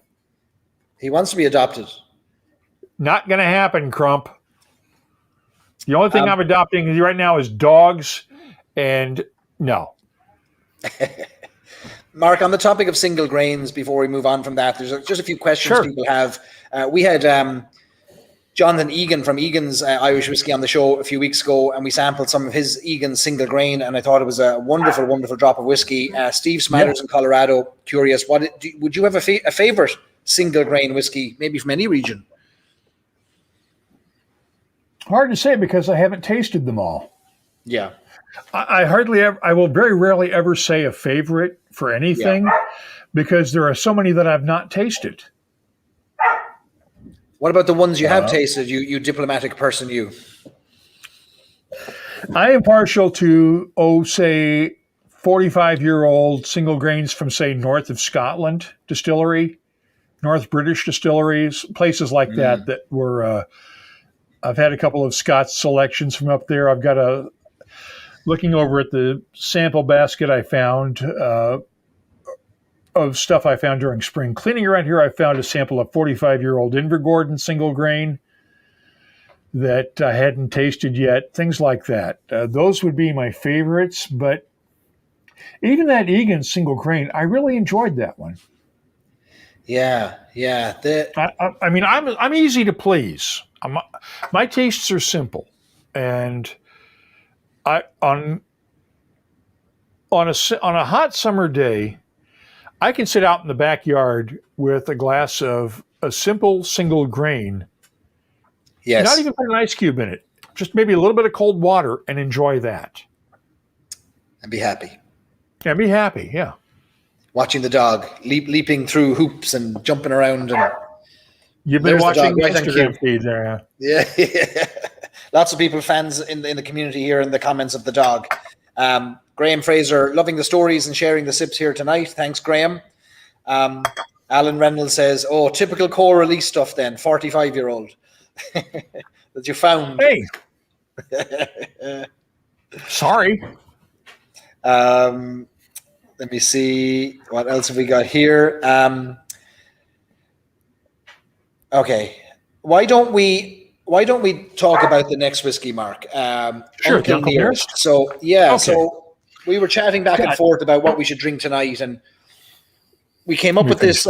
I suggested this, and you said yes. Immediately we should do Uncle Nearest, and I know you've given great airtime to Fawn Weaver and to the team, and I'd love for you to introduce this whiskey and help our audience, the Irish whiskey audience, understand this a bit better.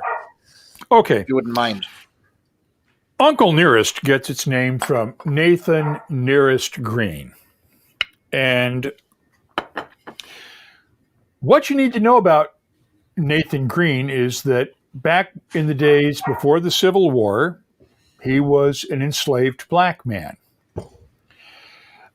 Working for the Reverend Dan, basically leased to the Reverend Dan Cole. He wasn't working for him. He was, back then, for lack of a better term, slaves were treated like commodities. You could actually contact a slave owner and arrange to rent slaves for a period of time. And that's what we believe happened with Nathan Green, is that he was leased to Dan Call in Tennessee. Dan Call also had an indentured servant, a white kid by the name of Jack Daniel. Yes, that Jack Daniel. And Call put Jack Daniel to work at his distillery near Lynchburg, Tennessee, working with Nathan Nearest Green, who taught Jack Daniel how to make whiskey. They built up a friendship. After the Civil War ended, Jack Daniel's apprenticeship indenture ended, and of course the Emancipation Proclamation freed the slaves. Jack Daniel decided to start his own distillery in Lynchburg.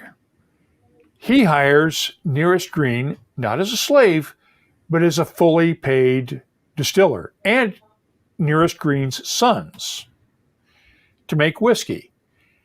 That is the forerunner of, that is basically the start of today's Jack Daniels. There was a great story several years ago in the New York Times that Clay Risen did, looking at this whole story. Because Jack Daniels had always acknowledged Nearest Green's involvement up until the early 70s. For some reason, it disappeared during the Brown-Forman days. No one's quite sure why. The records aren't there. But they brought it back in, I believe, 2016, 2017, 2018 timeframe. And there were photos that show Nearest Green's son with Jack Daniel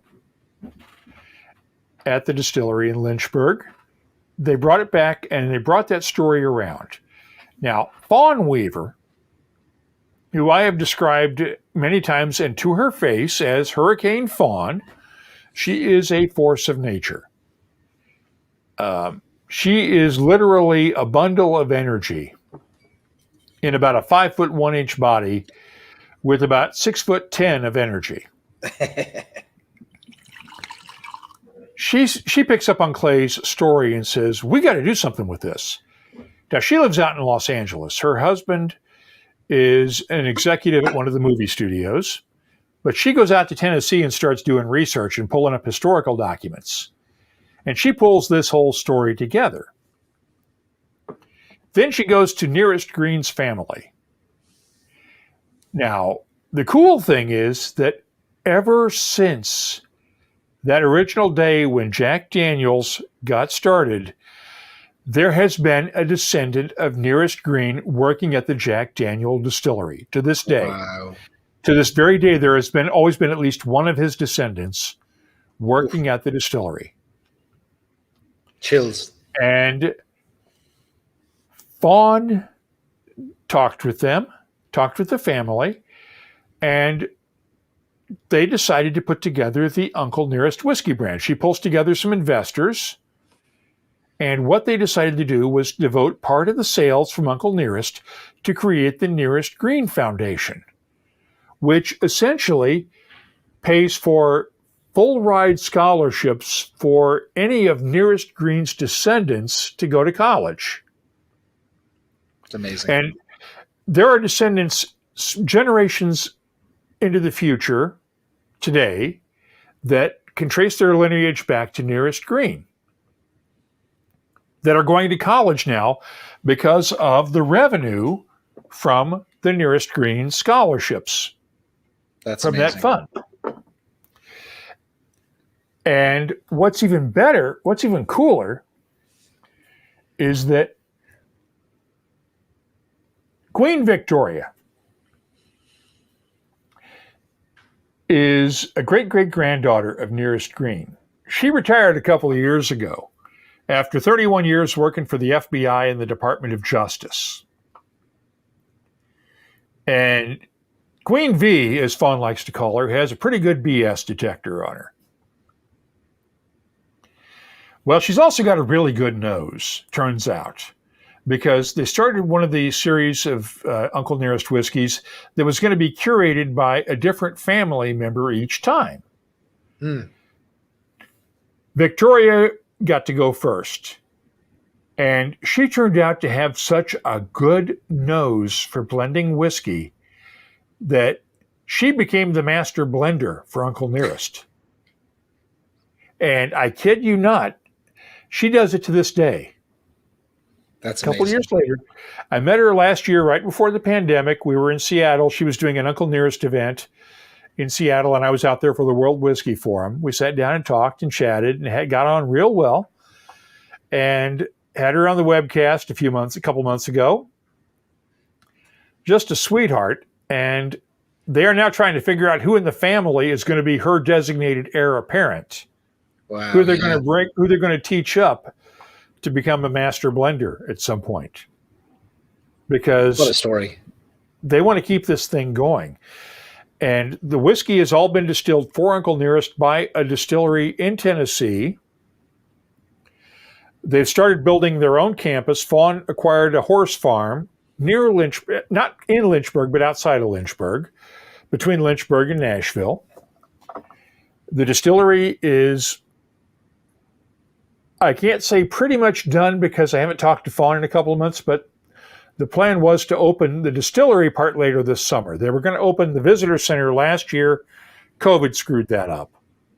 So they're hoping to open their own distillery later this year and actually start making their own whiskey on site. That's incredible. It's also led to this partnership with Brown-Forman, the Nearest and Jack Advancement Initiative, where they are actually taking people of color who work in the industry now who want to learn to become master distillers and master blenders and work in the industry, and giving them internships and teaching them the skills they need. Tracy Franklin, who was a brand ambassador for Glenfiddich for a few years, was the first person to join that program. And she's been learning, she's been learning all the skills to actually make whiskey now. And they've got a couple of other folks in there, but there's also an advancement program for people of color who are doing spirits brands, who are outside the company, outside of both companies, who just need mentorship. Yes. And some training and some guidance. There's also a plan that the COVID pandemic screwed up. As Brian Redden points out, the visitor center opens June 19th. I'm going to be honest, I've not confirmed that with Fawn, but we'll take that for what it's worth. I hope it's the fact, but Brian's a lawyer. He doesn't lie. He can't lie because he's a lawyer. Brian, so. I know, I'm pretty sure Brian's right, but I haven't confirmed it myself. So I'd hate to say that as definitive gospel. But there is also a program that's being developed through Motlow State Community College in Tennessee, the Nearest Green School of Distilling, that will basically teach distilling in a community college environment to the people of Central Tennessee. What an incredible story! Really grown beyond just a great whiskey story to a great story for our cultural environment today. For the right reasons, yeah. For the right reasons. Would I be right in saying, Mark, that Uncle Nearest was one of the fastest growing whiskey brands in America in 2020? I have not seen sales numbers for all of them, but yeah, I haven't seen anything that would counter that. Let's put it that way. Who knew that when you approach business with a compassionate, moral ethos and a desire to make wrongs right and to do good, that people will respond in kind and will react and will support you accordingly? It's a great example of conscious capitalism at play. Yeah, the other cool thing Fawn did, and she didn't have to do this when the pandemic started last year and PPE and masks were in short supply. Yeah. Fawn went out and found masks at retail and paid retail price for them and started shipping them to first responders. Any police department, hospital, ambulance crew, fire department that needed them and would send them an email, the Uncle Nearest folks would send them a boatload of face masks and PPE gear just because they could. Yeah, I mean, Fawn admitted she was going out and paying the inflated retail prices for it than just giving the stuff away because they thought that that's what the country needed. And they thought that's where their influence could help. You just love stories like that? I'm not a sponsor of WhiskyCast. But I'll tell you what, I love and respect what those folks are doing, 100%. And your passion for it is infectious, and there's a lot of audience members who too are infected by the energy and passion of Uncle Nearest and of Fawn. Mark, help walk me through this as a whiskey then, because I'm very new to anything that's non-Irish. I just told you that only last night I had my first flight of Japanese whiskies. Help me understand this whiskey and tell me, if you wouldn't mind, if you'd be so kind to tell me what it is exactly. Okay. Tennessee whiskey is essentially bourbon. The Tennessee whiskey law that was passed in the legislature a few years ago essentially requires anything that's labeled Tennessee whiskey to meet the same standards as bourbon, except that it has to be charcoal filtered during the process of making that whiskey. Now, in most cases, what they will do is after the stuff comes off the stills, it'll go into sugar maple charcoal before it goes into a barrel. Okay. And it'll be filtered through that sugar maple charcoal that, by the way, Fawn has found the documentation that, as far as anybody knows, Nearest Green is the one who taught Jack Daniel how to do that. Wow. We don't know where he learned it from. But Nearest Green may have been the oldest that we know of distiller that was charcoal mellowing his whiskey. So they will run it through that sugar maple charcoal, and it takes a little bit of the edge off. Takes out some of the fusel oils, the nastier alcohols that can give new make its bite before it goes into a barrel. Okay. Now Jack Daniel's does the same thing, and anybody that produces Tennessee whiskey does the same thing. Jack Daniel's, for instance, with Gentleman Jack, will run it through that sugar maple charcoal a second time after it comes out of the barrel. Yep. But if it's a Tennessee whiskey, it has to go through that barrel at least once during the process. The law doesn't specify before maturation or after maturation. It just has to go through the charcoal once. Okay. What that does is you come out with a smoother new make that leads to a smoother whiskey, in theory. But essentially, it's bourbon. New oak barrels, everything else is the same requirements, 51% corn and all that. So what you're getting is a lot of color from the oak. You're getting a lot of caramels, a lot of vanillas in the whiskey. For some reason, I'm getting a lot of butterscotch. Yeah. Not a lot of spice. Brown sugar for me. Butterscotch, brown sugar. And then you get that spice that kicks in on the finish. You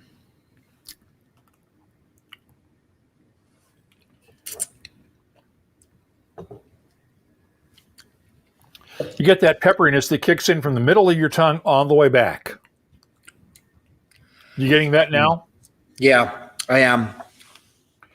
That's typical bourbon, but with the Tennessee flair of having it mellowed. So it's not as sharp, it's not as biting as, for instance, say, a young bourbon might be. What is that note, Mark, on the front end of every bourbon or Tennessee whiskey I've tried, which is a level of sweetness that is just so much sweeter and thicker than an Irish whiskey sweetness? How would you describe that? Peach nectar. Peach nectar? Peach nectar, apricots, red apples. You get those sort of reddish colored fruits off the top, I think, that really sort of hit that tip of your tongue with just, it's not tart like a green apple, but you get that little apple pie note with a little bit of ginger. Does that make sense to you? It does. There's a lot to break down with it. There's a lot to understand. Yeah, it's complex. Yeah, it is. I haven't tried this with water in a while. It is a lot more mellow than some of the bourbons I might have been forced kicking and screaming into trying. Put a drop of water in here now. Oh, Barry, we can get you to learn to like bourbon. There's nothing wrong with bourbon. I have no doubt. I just need the right tutors to show me what's right and wrong. Where would you direct somebody, Mark, when they're first, if they wanted to enter into the world of American whiskies or bourbons? What would be their launch pad? Oh, geez. I would go with anything bottled in bond. Because we know that's going to be a little bit older. It's going to be at least 4 years old. The problem is that unless you know what you like, you've got the two basic choices of a wheated bourbon or a rye-based bourbon. All bourbons have to be at least 51% corn, but they'll generally use either wheat or rye as the flavoring grains because corn by itself is pretty bland. It doesn't add a whole lot of flavor to a whiskey. So, I mean, if you can get your hands on, say, like a Maker's Mark, that's a wheated bourbon. That's an easy bourbon. That's a wheated bourbon that's easy to get pretty much anywhere in the world. Right. But it's hard to find other wheated bourbons like that. Excuse me. But if you can find a good bottled in bond bourbon,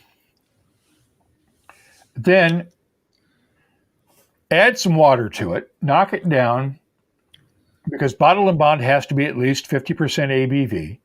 Right. So add some water to it, knock it down a little bit. Don't be afraid to knock it down too much at first because you can always add more bourbon to it later.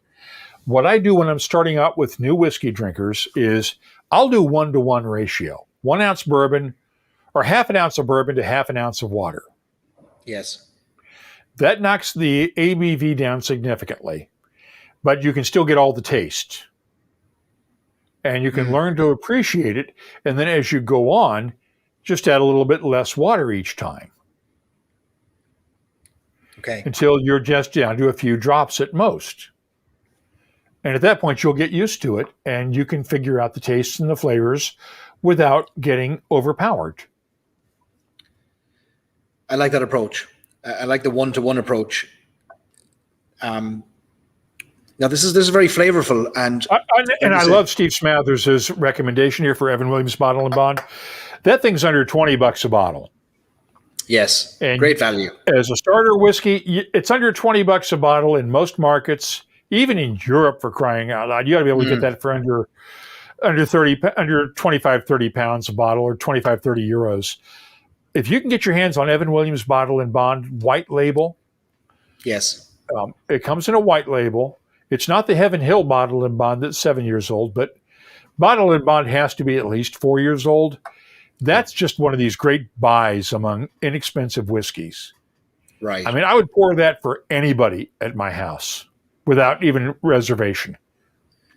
I will take that recommendation. I will branch out and do that. Graham Young, let's give a couple of shout outs here. Graham Young, who's very kindly bought us a drink. Wonderful guest. Graham says, could have listened to Mark for hours. Nice to branch out to a bourbon for our Irish palates. Cheers, gentlemen. Thanks, Graham.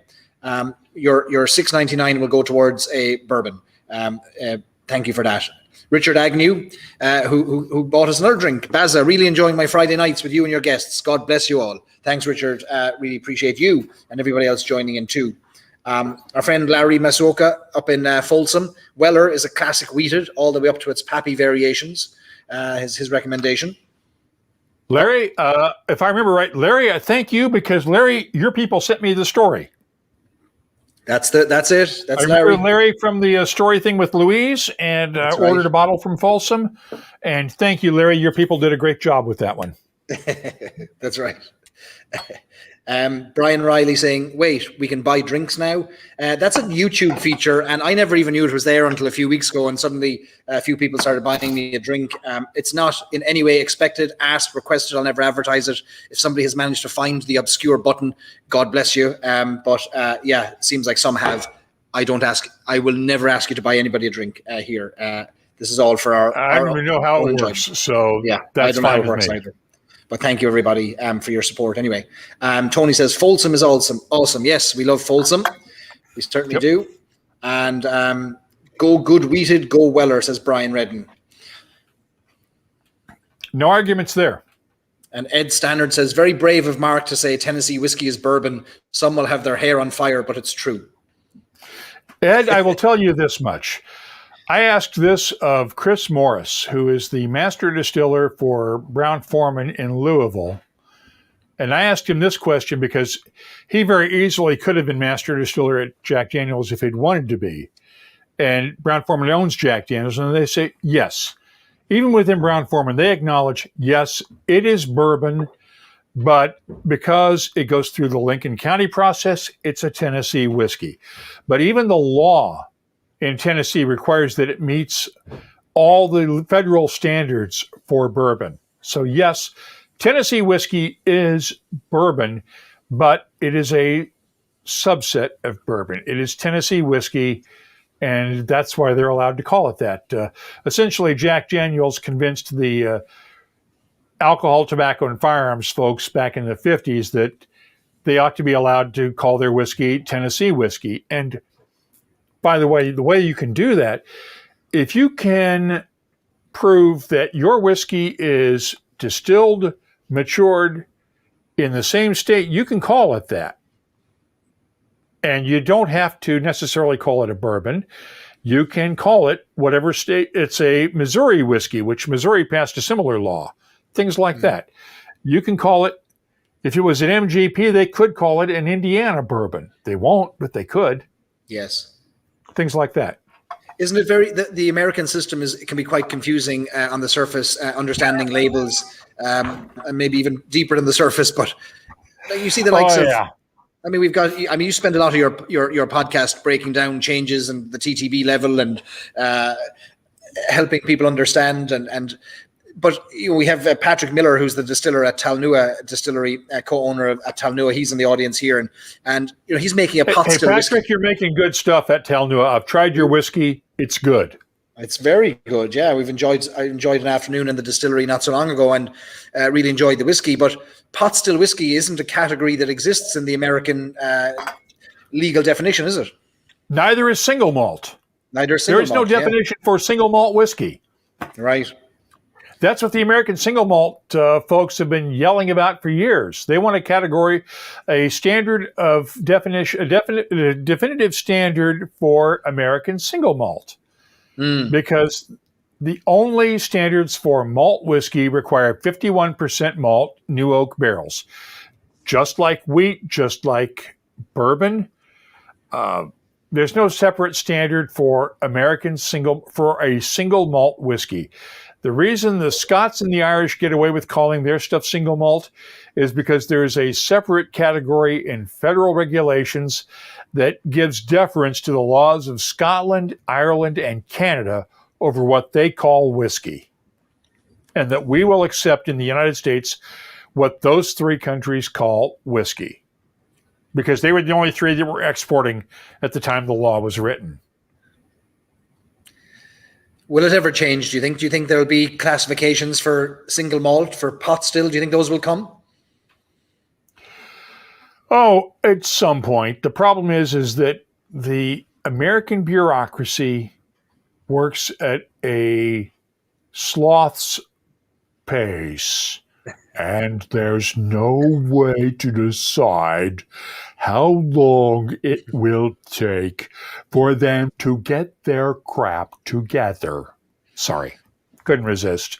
It keeps you in podcasts, I suppose. There's plenty to talk about and plenty to scream and shout about and wave your stick at on the podcast. Well, no, it's basically, here's the thing. For your listeners in the U.S., if you want a change, all you have to do is ask. There's actually a provision where if you send a request to the administrator of the Treasury Department's Alcohol and Tobacco Tax and Trade Bureau in Washington, freaking D.C., and say, I would like a regulatory change to Title 27, Section, I believe, 5, Section, I'm not even going to try, but look in the, we have a link to the regulations at the website. Yeah. And tell them, I would like a category, a standard of definition, or standard of identity for American single malt whiskeys. They can look at it and they can decide it. I mean, they revised the regulations at the beginning in late 2020. Yes. That thing had been in the works for 5 years. It takes time, but eventually, who knows? Like good whiskey. It takes time. Yeah. I mean, good whiskey takes 10, 12 years. Bureaucratic nonsense can take a lot longer.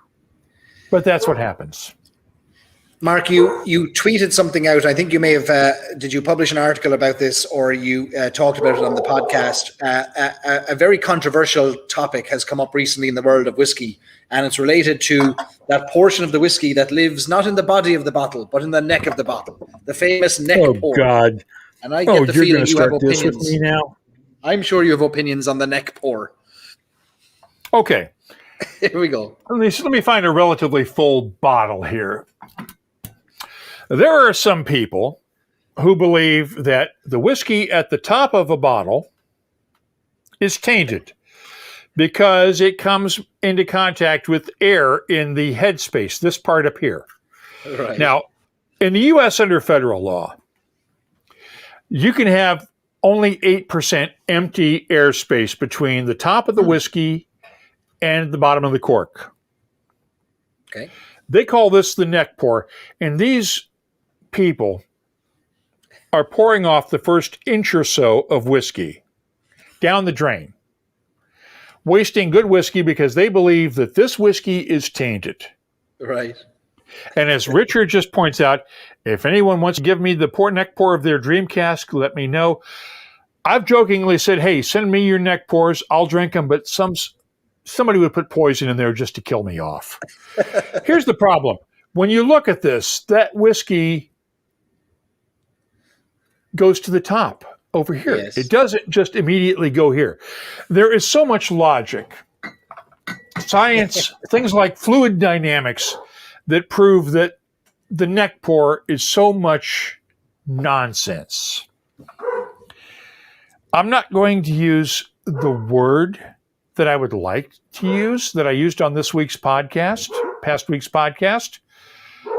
It is a euphemism for the excrement that a bovine critter would leave behind in a field.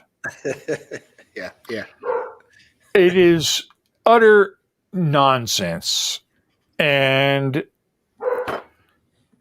anybody, I don't know where this came from. It's everywhere all of a sudden. Yeah, it's the dumbest damn thing I have ever heard in my life.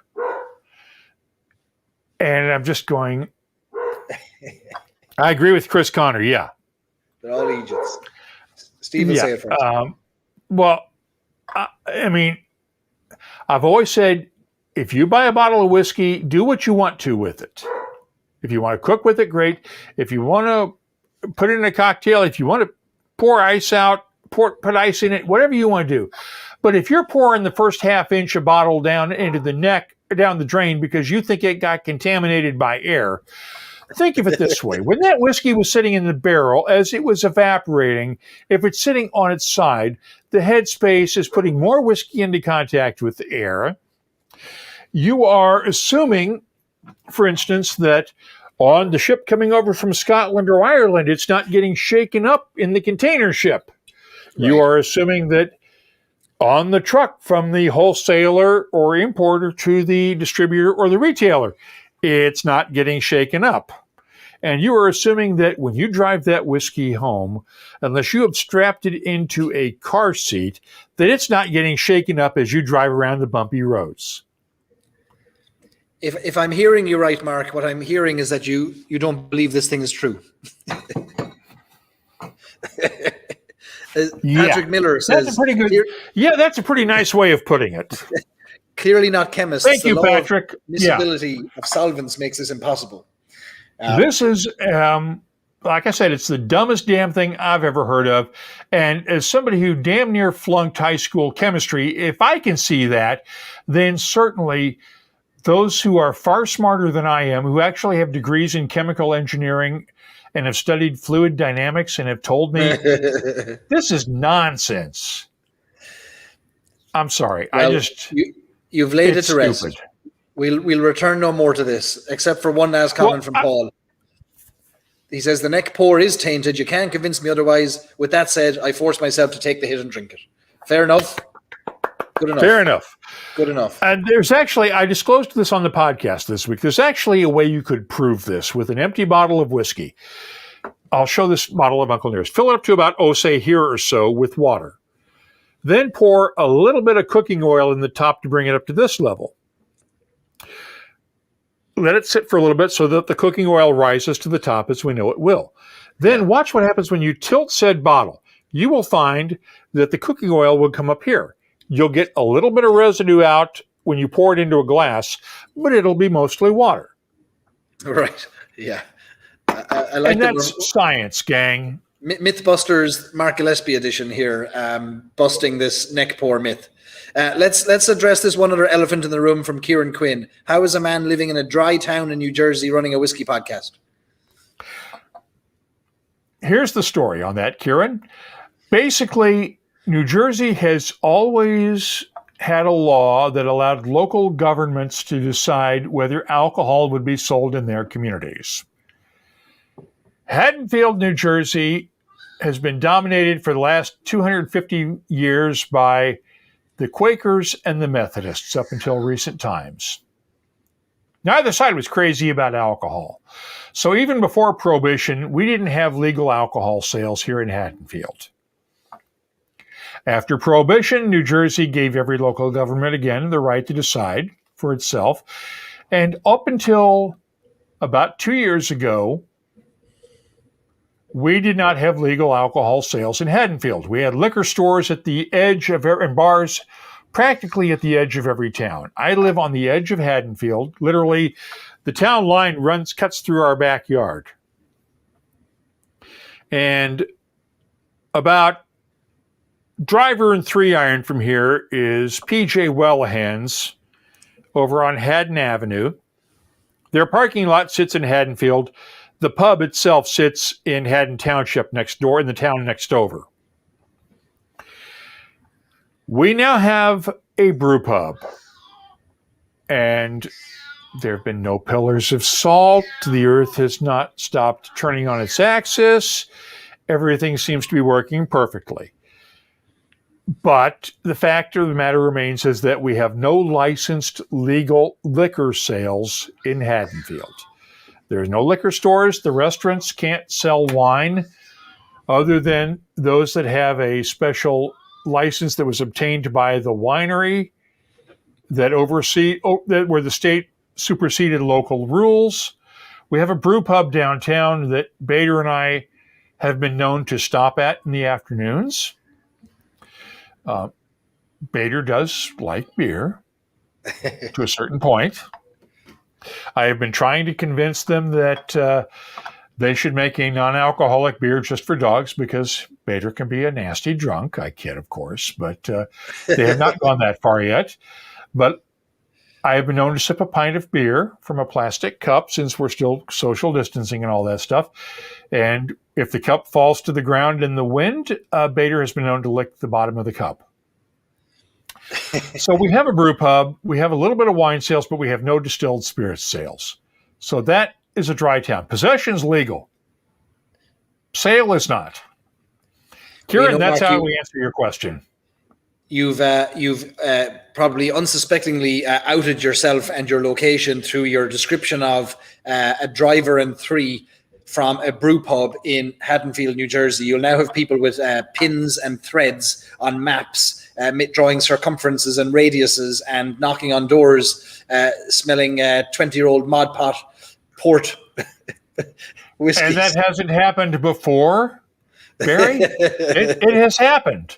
We have had friends and people that have been longtime listeners that have emailed driving up Interstate 295, and they will see a sign for Haddonfield, and they will say, uh-oh, and quickly email and say, could we stop by? Would it be an inconvenience? And we have always said, of course, come on by. Nice. So, yeah, we've always had the door open. So, yeah, it wouldn't be the first time. What you didn't realize with Kieran Quinn's question is he's probably not too far away for you. He himself is in New Jersey. So expect emails, texts, bat signals, and all kinds to get inside that library of spirits you have. Of course. I wouldn't surprise me at all. Mark, I want to be conscious of your time. And before you leave us this evening, I'm curious to know. Barry, my time is yours tonight. I'm good. We're good. Well, if you're enjoying yourself, I can keep going. I just don't want to monopolize your time. Let's do this. Okay. I have nothing else to do tonight, so it's fine. Let's do this. Well, there's a cat wailing in the background that probably needs to be fed. I want to make sure you're not. No, the cat's been fed. The cat is just being a pain in the neck. Cats are never fed. They always want to be fed more. Yeah, the cat is fine. Okay, good to know. No animals are dying around you. That's important. No. He sounds like it, but he's fine.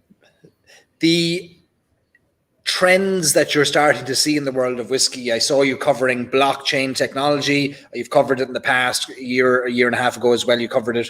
You're seeing lots of new approaches to whiskey making, to aspects of whiskey making. We're seeing crazy approaches, whiskey being made in labs, whiskey that we can trace perhaps its flavor back to the farm, the field, as you well know. There's lots of new approaches and conversation and language around whiskey. What is of interest to you and what is concerning to you about how this world of whiskey is evolving? What I like is the farm to glass, the farm to bottle trend, where you see folks who are actually growing the grain and then turning it into whiskey. Folks like Far North Spirits up in Minnesota, Jephthah Creed in Kentucky, many more who are actually growing the grain on their own farm and returning sort of to the past of distilling where you had farmer/distillers who were taking their grain and turning the excess into whiskey each year in the winter to make something that they could sell. What troubles me is the lab whiskeys. These folks that think they can create something in the lab that is as good as a matured whiskey, traditionally and distilled traditionally. just because they've been able to synthesize things through using gas chromatography and other technologies. They've been able to synthesize the chemicals out. Yeah. That they can take those chemicals and then create them in that proportion and make a whiskey? No, you can't do that. Are you saying that No, Kieran, that is not the Middleton cat. Carol Quinn has got that in her living room. She's got the cat in her living room. Yeah. When you talk about these whiskies, like the likes of the Glyph and a number of others that I see popping up. Go ahead, keep going, Barry. I'm just. You got the cat. Grab the cat there for us. Yeah, I'll show you the cat. Hey, we want a cat on air. There we go. This is Eeyore. Hey, Eeyore. Eeyore is something like 18 years old. Eeyore is like 18 years old, and we've had him since he was born, because this is what happens when you let a young girl volunteer at an animal shelter for a day. That's a great cat. Well, he's a great cat, but she brought home, we were asked to immediately foster 2 cats that came into the shelter that day that were pregnant. And we kept the 2 cats and one kitten from each. And Eeyore is the last one left, and he's 18 years old. And he's a good boy. He sounds like a good boy. He looks like a good boy. Yeah, you're fine. Okay. Well, Mark, you've given us proof of life of the cat. That was an important move and reassured our listeners that there was no dead animal. So this is good.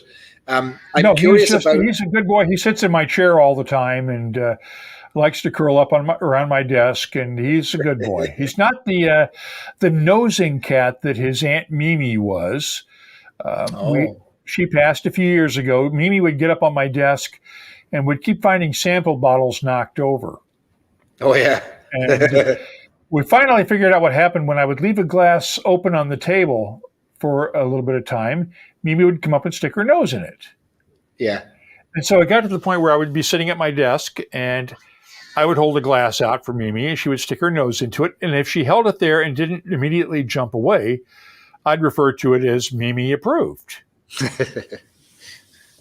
Because she didn't turn away from it immediately. Eeyore's not a noser. He doesn't like the cat. He doesn't like whiskey.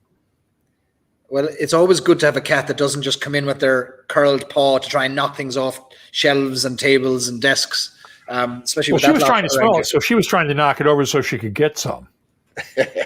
Lots of great people loving the cat, loving seeing Eeyore.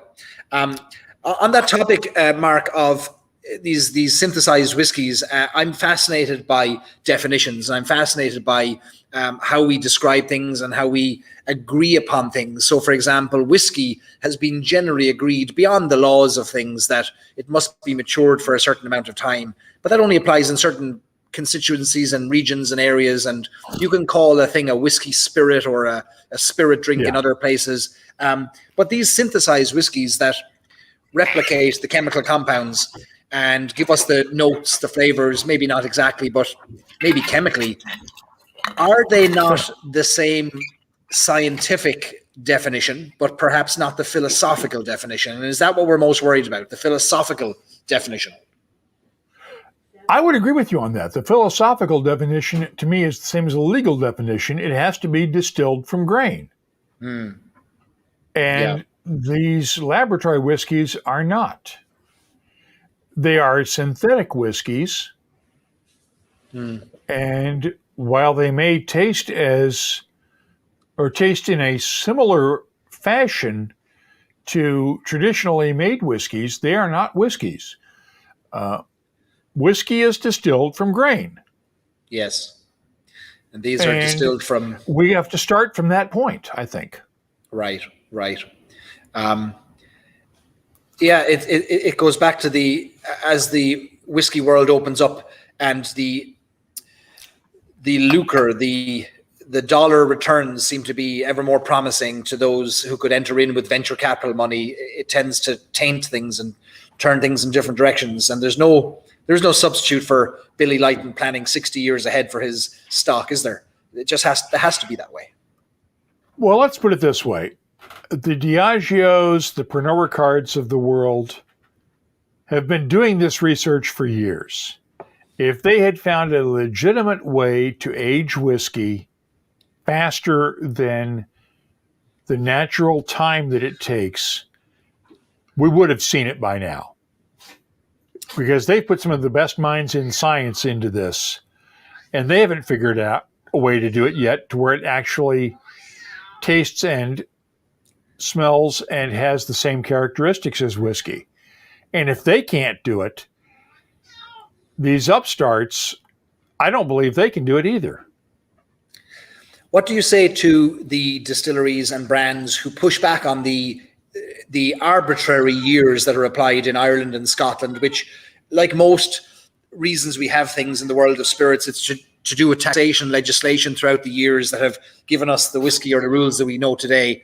But the 3-year rule is an arbitrary rule in the sense of it was designed to maybe prohibit and prevent unscrupulous distillers shipping 3-minute-old white spirits and putting them into bottles, and it tried to at least preclude them from poisoning people. But we know today that you take a quarter cask, you take smaller barrels, you won't age fast. You can't age anything faster, but you'll mellow your whiskey in a different way. Yet that's not really allowed, and is that an antiquated carryover from laws that should be repealed and kind of reevaluated? I don't think so. I like the minimum rule because it keeps these so-called Franken whiskeys off the market as whiskey. Yeah. I like the fact that you say Ireland says 3 years minimum. Canada says 3 years minimum. I would love to see a compromise where we could acknowledge that some countries have climates like the US where 2 years is good enough. Yes. Or Australia where 2 years is good enough. But those whiskeys can't be sold in other markets as whiskey because they're not 3. Right. So I would like to see some compromises along there, but I have no problem with a minimum maturation requirement. Yeah. Yeah. And I like what Stacy says here. It's a marathon, not a sprint. It's true. It's true. I personally like it too. I do see some interesting things being done with quarter casks, and I know even in Talnua, Talnua matures its whiskey in a different way with smaller barrels, smaller casks, which gives it a quicker, 18 months, you'll get a flavor that maybe others might get in 2 or 3 years.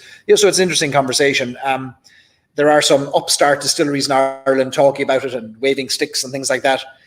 As you've seen the rise of distilleries in Ireland, Mark, and now we're up to almost 40, knowing what you know about the rest of the whiskey world and consumer tastes and how people have evolved in terms of their palate and what they're interested in, how optimistic are you for the future of Irish whiskey, considering how many are now entering into it? I am very optimistic because I don't think we've reached peak Irish whiskey yet. I think there is still there's a lot of room to grow. I want to be very careful, though, over the next 5 to 10 years as a lot of these upstarts get whiskey that's minimum 3 years and they start selling it. I am worried about a glut, but I think if it's handled responsibly and these guys don't try to go to market all at the same time, I think there's a lot of potential for it. I think there's a lot of room for growth. I think we could also hurt ourselves by putting too much young whiskey on the market. Yes. Then you also have some young whiskies that manage to get a huge slice of the Irish whiskey market, and you know what I'm referring to, and large sums of money trade hands but they're trading hands for celebrity appeal and market penetration rather than necessarily. Oh, I don't know what you're talking about, Barry. Do you want to expound further? Something with a 12 on it that's not redbreast and no digits, no numerals. No numerals. Yeah, $600 million, my butt. It was $244 million is what was actually invested by Beckley in that. And anything else is theoretical potential future profit sharing from future sales that haven't happened yet. So it wasn't 600 million. It was 244 million, which is still a good lot of money. What's 350 million between friends? Come on. Who's counting after 240? Nobody. Yeah. So for a whiskey that could have been so much better than what it is. I would agree with that, and I think we would have very few fans of that whiskey in the audience, but I'm curious. Well, no, the fact is that the people who make that whiskey know what they're doing. Mm-hmm. They know how to make good whiskey.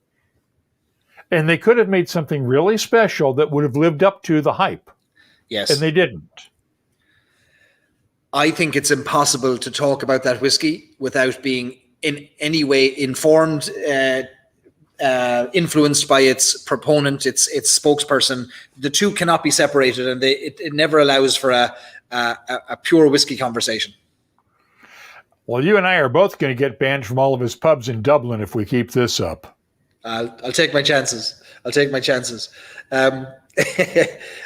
I going to ask you? There was one question I had for you. I love what Kent Moore had to say here about sitting in Tasmania, enjoying a single farm origin Waterford Ballykill Calvin.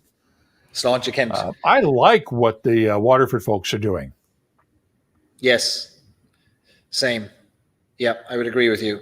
And full disclosure, I produce their podcast. So, but I'm on the record of saying that long before I ever did anything with them, that I found Waterford to be the most exciting distillery in Ireland 2 years ago, and still is to me to this day. I would maintain their approach. Still is. As would I. I was there when they distilled their first spirit several years ago, when the first new make came off the still, and I was waiting for it for all this time, and they did not disappoint. When we look at whiskies that have a celebrity angle, or a celebrity proponent, a celebrity spokesperson, so we talked about Proper 12, that's the first time in the Irish whiskey industry we've ever seen that, and it's something that rubs us, the Irish, I think, the wrong way. We don't like celebrity much in Ireland, and if Bono is sitting in the pub having a pint of Guinness, he'd generally be left alone. It would be different to the rest of the world, whether you like Bono or not. It's just there's a kind of an unwritten rule about celebrity, I think, in Ireland, and we don't love it. But the American whiskey market has long courted celebrity involvement. The Scotch whiskey market has done it before Ireland. Does this help bring whiskey to more of the masses? And is that more of a positive outcome than the downsides of celebrity attachment to whiskies? I'm of two minds on this one. There's a part of me that thinks it's a good thing if it brings more people into whiskey. But then again, it also reminds me of the whole debate over flavored whiskeys. And do we really want to dumb down whiskey? Because if we're dumbing it down by putting flavors in it and doing all these things like vanilla and maple and apple and things like that, do we really know whether those whiskeys are actually helping people graduate to the better stuff? Right. And I'm not sure the evidence is there. I haven't seen it yet. So while I think there are some good celebrity whiskeys being made, the new Offerman edition Guinness Cask I have not tried yet. I'm waiting for a sample to arrive. I can't wait to try that one. But it's going to be interesting to see whether we see... Yeah. Thanks. Yeah. Yeah. I rest my case there. I mean... Right. Yeah. So the orange one I'm impressed by, the one I'm going to feature on the show, I think, this weekend. Belfour Spirits. It's owned by Ed Belfour, who is a Hockey Hall of Fame goalie, Stanley Cup winner, Olympic champion. After he retired, he sold off a bunch of his memorabilia to fund the start of a whiskey company with his son and daughter. they just won a double gold medal at the San Francisco World Spirits Competition. Double golds I take seriously out of that one because it means the entire judging panel had to vote unanimously to give it a gold medal. But it was a whiskey that that Ed and his son Dane actually distilled themselves at a distillery in North Carolina that they leased time on, right, and matured themselves, and selected the casks and did the blending as a family themselves and put their name on it. Yeah. That I will give a lot more credence to than, say, a Virginia Black that the rapper Drake put his name on, which was MGP whiskey from Indiana. Yes. That might have had some influence in blending, but you don't know. But he put his name on it. Right. So when a celebrity actually takes the time to learn the process and actually do the work, then I take it seriously. Yeah, that's fair. That's fair.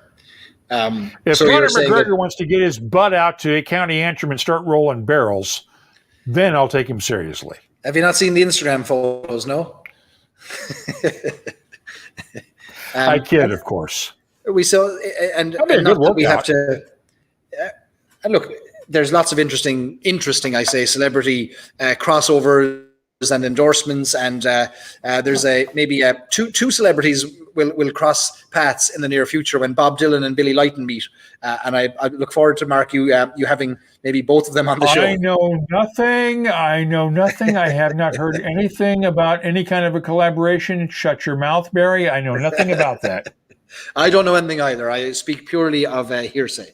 Let me see. Brian says, as far as Larry saying Billy is not a celebrity, well, Billy is a celebrity in the whiskey world, but I guarantee you, if you go out on the sidewalk and ask 10 people who Billy Layton is, 10 people will tell you, who? Is he a singer with some band? He is also a gentleman and a scholar, and Billy is. He is. But he's not a celebrity person. No, he's not. But celebrity, air quotes. Like you said, when your daughter saw Billy, how starstruck she was. I've seen Billy give hours of his time to people who just wander up to him at a trade show, at a whiskey show, and he won't move from them until he has all their questions answered. And a gentleman, pure gentleman. Billy's a sweetheart. Yeah, he really is. So you're looking forward to the grain to glass things. You're encouraged by those, and you're less encouraged by the celebrity side of things. Is that the pluses and the minus?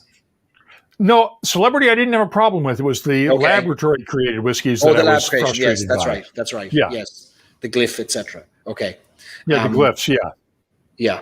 And I tried the glyphs and I was not impressed. Same. I see them all over. They're all over the shelves now in San Diego. For some reason, they managed to get some great distribution, and they're widely available. They must be selling. Should be required to contain a label saying contains whiskey-like substance. That's right. Mark, when we started this lock-in back in March, nobody had any March 2020. Nobody had any idea we'd still be here 15 months later, still live streaming for reasons that, because we can't get in person. And you two did the same. You started your live stream as well. I wonder if these live streams should continue once the world opens up. And I'm in two minds as to whether they continue weekly, whether they continue a couple of times a month, whether they're interspersed with in-person events. These were not designed to replace in-person engagements. I'm curious to get your thoughts on them. I don't plan to stop. Okay. Because I have found that these draw an audience that is not necessarily one that listens to the podcast each week. And I think it only broadens the community because there are people who don't listen to podcasts who do watch webcasts. Right. And I think that I think it's a great idea. I'm going to continue it because I'm having fun with this every Friday night. Yes. And it is, I mean, I'll probably take a couple of weeks off in August, Right. like a lot of people do. But I'm finding that now that we have distillery managers and whiskey makers who are comfortable with webcasts because of having to do Zoom meetings and things like that, that we can get a lot more people on than we could otherwise. That's right. And people who are willing to do a live show where they're actually getting interaction with an audience. So I'm having fun with this, and I don't plan to stop. That's good to hear, and people love your show and want to tune in. And I agree with you. The Friday night has been a lot of fun for me too, and it's one of the few disciplined things I do in my life is turn up here every Friday and press go live, and it's kind of a thing that holds me accountable to myself, which is often more important than holding me accountable to anybody else. Let me put it this way: when I do start traveling again, I'm going to have to figure out how I'm going to do this at 5 o'clock Eastern time on Friday nights. I know. If I'm traveling.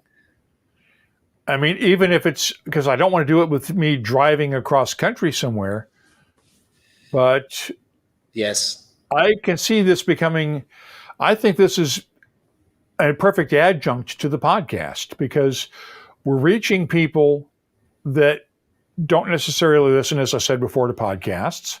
Yeah. But we're reaching a different audience, and we're reaching people who are willing to interact and give us their time. And I think we owe it to them to continue this as long as we can. I think as long as people are willing to tune in and watch and have fun and interact with us, let's do it. I mean, we've already got the equipment. We've already got the technology. We know we can do this. Let's have fun with it. I agree with you. But you said earlier on the show, one of the growth engines of your business was letting go a little bit and letting somebody else handle other pieces. I've had a co-host on in the past. I think in the future I'd entertain having a substitute host for a night or two if I have things to do. Is that something you might consider? Your daughter is already whiskey versed and knowledgeable. Might you share your platform with somebody else? We have discussed it. Probably not with my daughter because she's in medical school and has a tremendous workload of studies, as you might expect, even on a Friday night at 5 p.m. But we have had discussions along those lines. Let's face it, I've been doing this for 15 plus years now. And we have discussed the need to bring other voices onto the show. So when we find those people that have potential that share our ethos and our philosophy and our passion, then we'll try to bring some other people on. Who knows? That's nice. The whole idea is if you look at the old, the Gumby rules of life from back in the 60s and 70s when Gumby was popular on TV, you got to be flexible. Yes. And that's what we're going to do. We're going to be flexible. Flexibility helped us put these webcasts together. And if flexibility means getting somebody to substitute host once in a while because I'm traveling, then we'll do it. We'll figure it out. And we'll have fun along the way. As long as we have fun, that's all that matters, isn't it? We seem to have lots of people who start the week off with WhiskyCast and end the week with the lock-in, which is great to see. And thank you everyone for tuning in. Really appreciate it. And Johnny says, if it wasn't for the lock-in, I would be drinking volumes. I wouldn't be drinking volumes of Black Barrel, nothing else. Volumes being an inside joke here about volumes of whiskey that we consume in moderation. Steve says it's been the best way to get Jer, Dave, Louise, Ned, Mary, John, etc. out into our living rooms and offices. Presumably Jer Garland, Dave McCabe, Louise McGuan, Ned Gahan. Not sure who Mary Ferreter historically. I know into our living rooms. We'll raise a glass to Mary after a special release last week, of course. Yeah. Thanks, Steve. I mean, the ease of this it's been a lot easier because to do something like this before, you would have to get somebody to travel or we'd have to travel to their site. Yes. But because we now have the technology, we can do this, and we can do it easily. That's right. So what the hell? Let's do it. We'll keep going. Mark has given the thumbs up. We have nothing to lose but our dignity here. That's it. So we lost that a long time ago. James Graham says, great chat with Mark. Thanks for all your expertise and knowledge of whiskies, Mark. And Greg says, so many great questions get asked. Oh, a little Freudian slip, Cask during these sessions. Good one. You know what's on Greg's mind.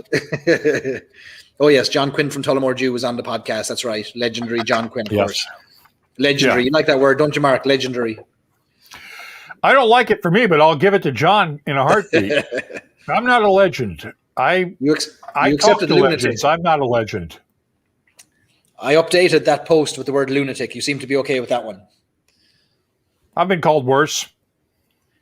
Speaking of loss of dignity, says Chris, is it time for a song? Okay, so listen, back to this point, and before you say a word, the lock-in was created to replace the lock-ins we'd have in person. And you've probably been part of them in Ireland, where you get stuck inside the bar and you can't get out and you don't want to get out. And it's 3:00 in the morning and you're amongst the best people, listening to some people talk awful rubbish altogether. And it's brilliant. You want it, you love it, you need it. And then somebody might sing a song, or they might whip out an old tin whistle or a bowron or a guitar or something. And that is Irish culture personified.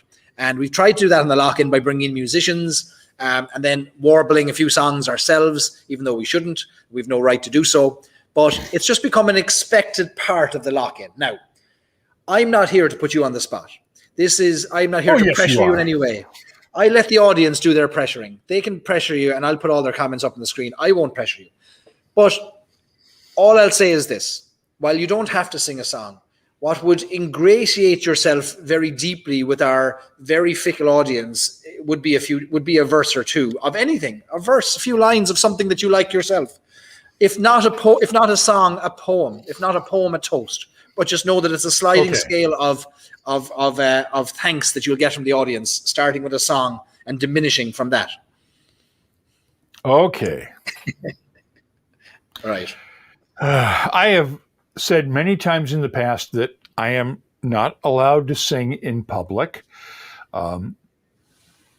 Singing in church has caused some people to become atheists. Dogs have been known to howl, and cats have been known to shred the furniture. But here we go. Okay, I will. If I can sing a song from my childhood, if I have to sing one, there is one I know. I mentioned earlier that I grew up in Indiana, and with it being May, the month of May in Indiana is very special. Because, don't start with the graphics there, Barry. Come on. Because the last Sunday in May is one of my favorite days of the year. It is the day that I tell my family, do not bother me from, say 11 a.m. on until I tell you that the race is over. Yes. Because it is Indianapolis 500 Day. And there is a song that has become synonymous with the 500. It is sung before the start of every race. It is one of the few songs I know.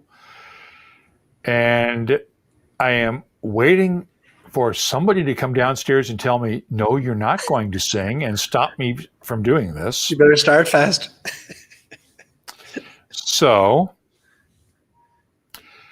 I will attempt to sing if nobody objects, because I don't know any Irish folk songs. Nobody's objecting. I will attempt to sing Back Home Again in Indiana. Mark, start your engines. Oh, thanks. Back home again in Indiana, and it seems that I can see the gleaming candlelight still shining bright through the sycamores for me. The new moon haze sends out its fragrance from the fields I used to roam. When I dream about the moonlight on the Wabash, then I long for my Indiana home. Yes. Okay, that should probably have thrown away every listener that you have.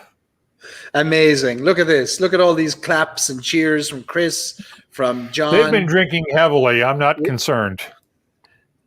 Jeff says he thinks there was alcohol involved. There may have been, but it is a lock-in. Yeah. This is great, says Watchman. Bravo from Dave in California. Woohoo, says Johnny McNally. Kieran says we haven't heard the cat sing since he started singing. Just wait. Mark, that was very well done. funny. Well done. Thank you. A legend. I do not sing well, but that one I can sort of fake it. You sing. Yeah, never stopped anyone. You have a lovely voice, and don't knock yourself. I can talk to save my ass, but I can't sing. A for effort, says Brian. Mark Ashley says he was hoping the dog would tune up as well. No, the dog is upstairs and probably asleep by now. You have a new outro for your podcast. That's how you're going to end every podcast now. No. I didn't expect you to sing. Mary, I'm going to give you credit. You've gotten me to do something that I have never, ever done before. I have never sung in public before other than in church. You stepped up to the plate. You listened to my arm twisting, and you took heed, and you listened to the peer pressure of the audience, and you will now be tagged in this video for weeks to come with thanks for your participation and your absolute sportsmanship. You started your engines, you kept them going, you revved them up, and you crossed that finish line in style. Thank you, Barry. I'll give you that one. Well, you've got lots of new fans, lots of people who are very impressed. Kieran Quinn says, what does he say? People open up to Barry like they do to Oprah. I don't know about that. Mark, tell me about your childhood.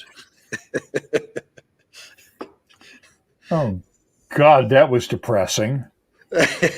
Martin sees a recording contract in your future. And the Patrick Miller, I've seen an indictment in my future after singing like that. The angels share in our relation, says Patrick. And, okay. Yes. No, I don't want to go into my childhood. This is not Psychiatry 101. I'm not on the couch, Barry. You're not. No, you're not. We won't push you in any direction like that. Brian says, I won't even give Mark grief for the story, 93 points, given his warbling effort. Oh, bite me, Brian. You did great, Mark. That was amazing. I mean, you went out on a high. I kid, of course.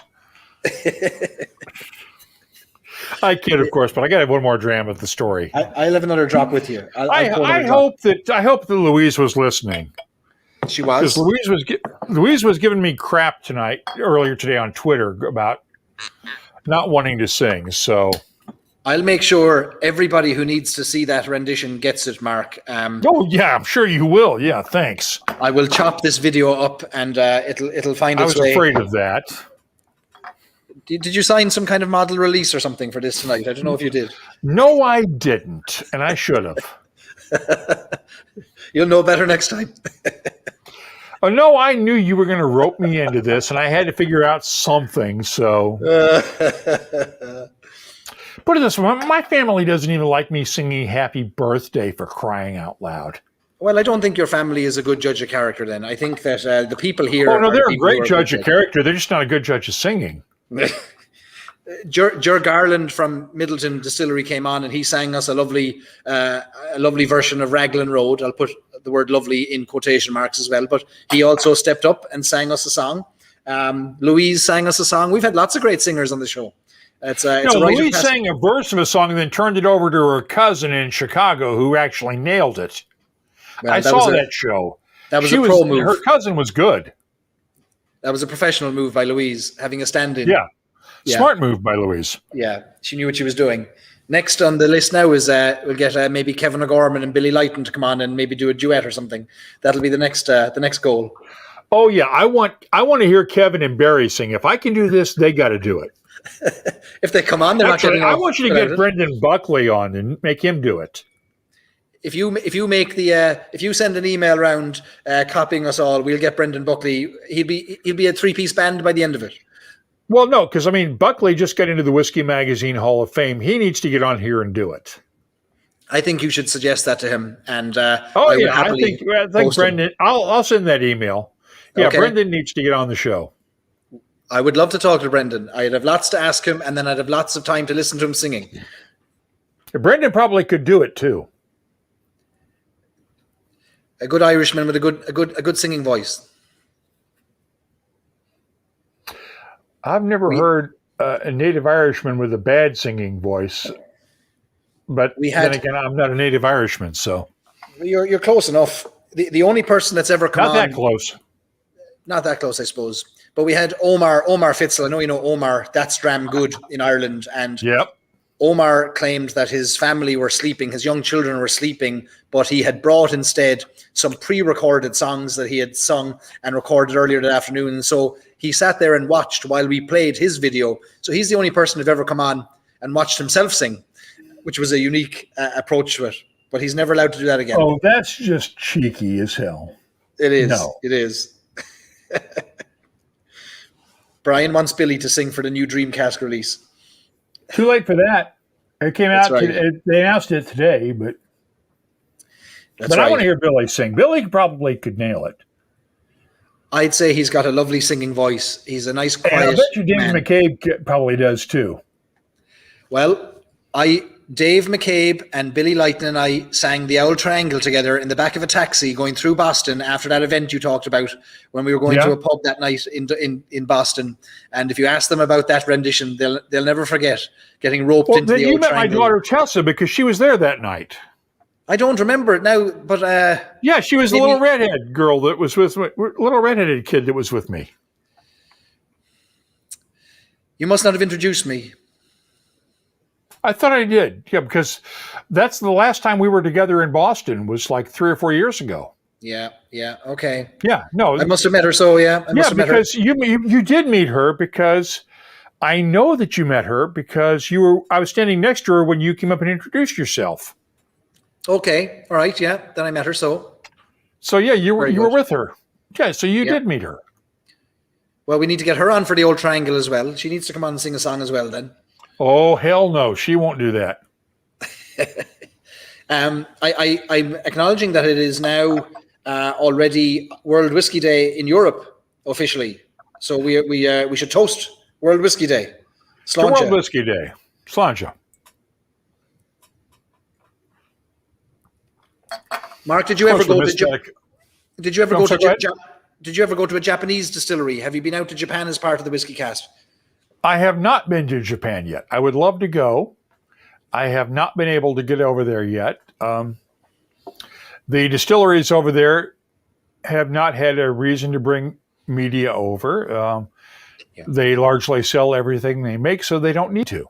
Yes. I'm still trying to figure out a way to get over there, but I would love to go to Japan.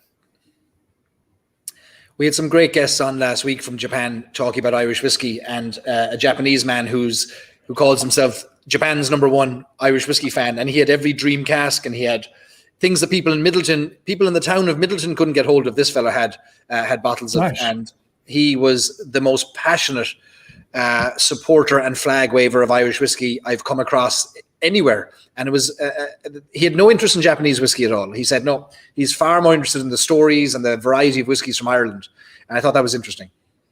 That's good. More for us. Absolutely.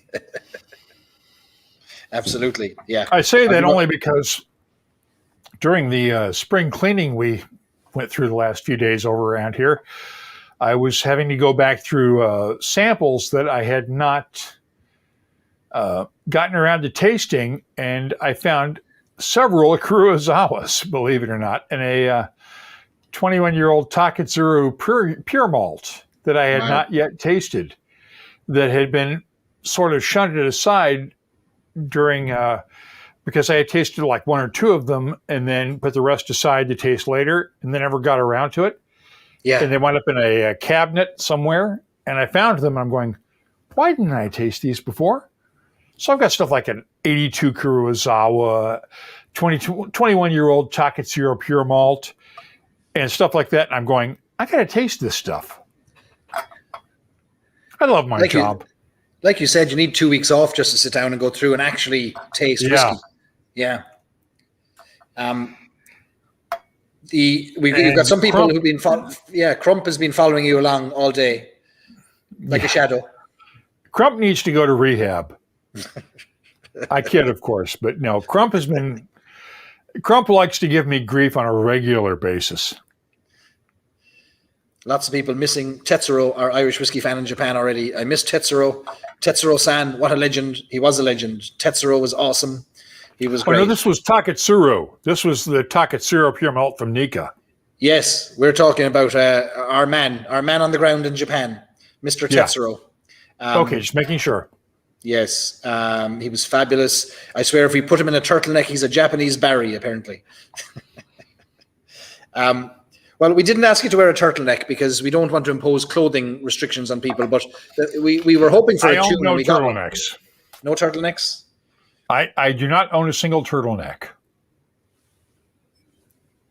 I bought them all up. I'm sorry. I don't own a turtleneck. I own flat caps. I do not own a turtleneck. Let me ask you this. When the world opens up next, and let's say you had a blank check, you could go anywhere in the world safely, no chance of catching COVID, where would you go? I go to Cork. I go to Middleton. I go to hang out at the distillery. I go to, what I would love to do would be to pitch a tent in the middle of Old Middleton Distillery in the courtyard out there. And I know you know the one I'm talking about. Yeah. And just camp out there for a night on a good, clear night with the moon overhead and just take pictures of the distillery, the old distillery in the moonlight with an occasional dram by my side. That's what I would do. Do you think we could pitch that to Middleton? We'll put a couple of tents in the courtyard and we'll live stream for the whole night, just talking. Couldn't hurt. Couldn't hurt. As long as you give me time to take photographs. That's fine. That's fine. You can bring the cat. You can bring Eeyore. Yeah. I'm not bringing the cat. No. No, but I would love to do that. Yeah. Because what I've wanted to do for a number of years now is the Old Middleton Distillery. If you've been there, it is so picturesque, and so beautiful that I've had the chance to be there for evening tastings for things like Middleton Very Rare releases and stuff like that. And I would love to be able to hang out overnight with the moon rising overhead over the warehouses, and to be able to photograph that with time exposures and catching the stars and things like that. I would love to do that. That'd be beautiful. Yeah, that'd be amazing. And then they're going to Cork the next day and go hit all the pubs in Cork. Have you ever been to the High B, a pub in Oliver Plunkett Street? It's the Hibernian Bar, the High B. It's upstairs. No. It's what was an old man's living room, like a shebeen. And it's above a chemist, a pharmacy in Cork on Oliver Plunkett Street. And it is legendary in Cork. Famously, everyone who grew up in Cork, me included, claims to have been kicked out of there at one point by the owner waving a shotgun. And famously, the owner would sit in the corner, an old man, and he'd sit in the corner in his dressing gown with a shotgun cocked over his leg. And if he didn't like the look of you, or he thought you were making too much noise, or he saw a couple kissing, or somebody asking for a glass with their bottle of beer, he'd wave the gun at them and chase them out the door, and would never allow mobile phones. and he was famous in Cork. He died there last year, but he lived above the bar. And even when he got old and infirm, you could be sitting in the bar, and I was sitting in the bar one night, and you could hear this thumping noise on the ceiling. And it was him with the butt of the gun hitting the floor because he was watching with cameras to see the people in the pub below him. And it's places like this that are legendary, that you couldn't build a place like this anymore. The High B. I'd love to go to the High B now for a pint. Oh, that sounds like a lot of fun. A lot of fun. Because I do know how to pull a perfect pint of Guinness. Is that right? Yeah. Fergal Murray taught me years ago. You got your certificate from the brewery? No, he taught me personally over here in New York at a St. Patrick's Day event. Right. And, but I do have the certificate from the distillery, but Fergal taught me at a St. Patrick's Day event in New York. We were at an event in Tullamore a few years ago on a press trip where I proved that skill at the hotel bar when they actually were dumb enough to let us alone at the bar for a little while. Yeah. And the desk clerk at the hotel just was at the front desk, and they left us alone at the bar. Who knew? And by all means, pulled a pint. You better believe it.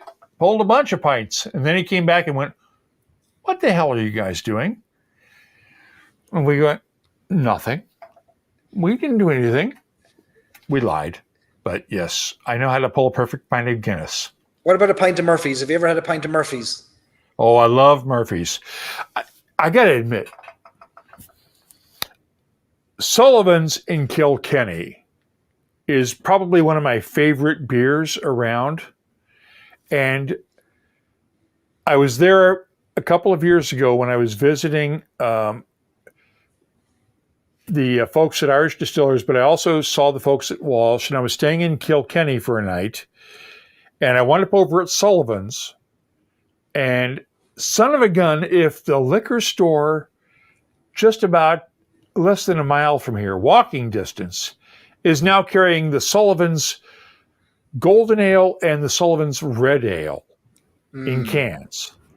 And I'm going, thank you, sweet Jesus, because I loved the Golden Ale so much that I brought back a growler of it home from that last trip over. And let's put it, that liquor store has gotten more than a few dollars from me over the last couple of months getting cans of Sullivan's to bring home. Because I've got one of the Sullivan's real pint glasses, and I will bring home a pint of Sullivan's Red and pour a real pint. But isn't beer just a waste of good barley? No, beer is hydration. Beer is what gets your stomach set up for the whiskey that will follow. And there are times when one needs to hydrate, Barry. You know this. Well, sure, that's what I have my bottle of water for. I'll hydrate with that, you know? Yes, but why not hydrate with beer instead?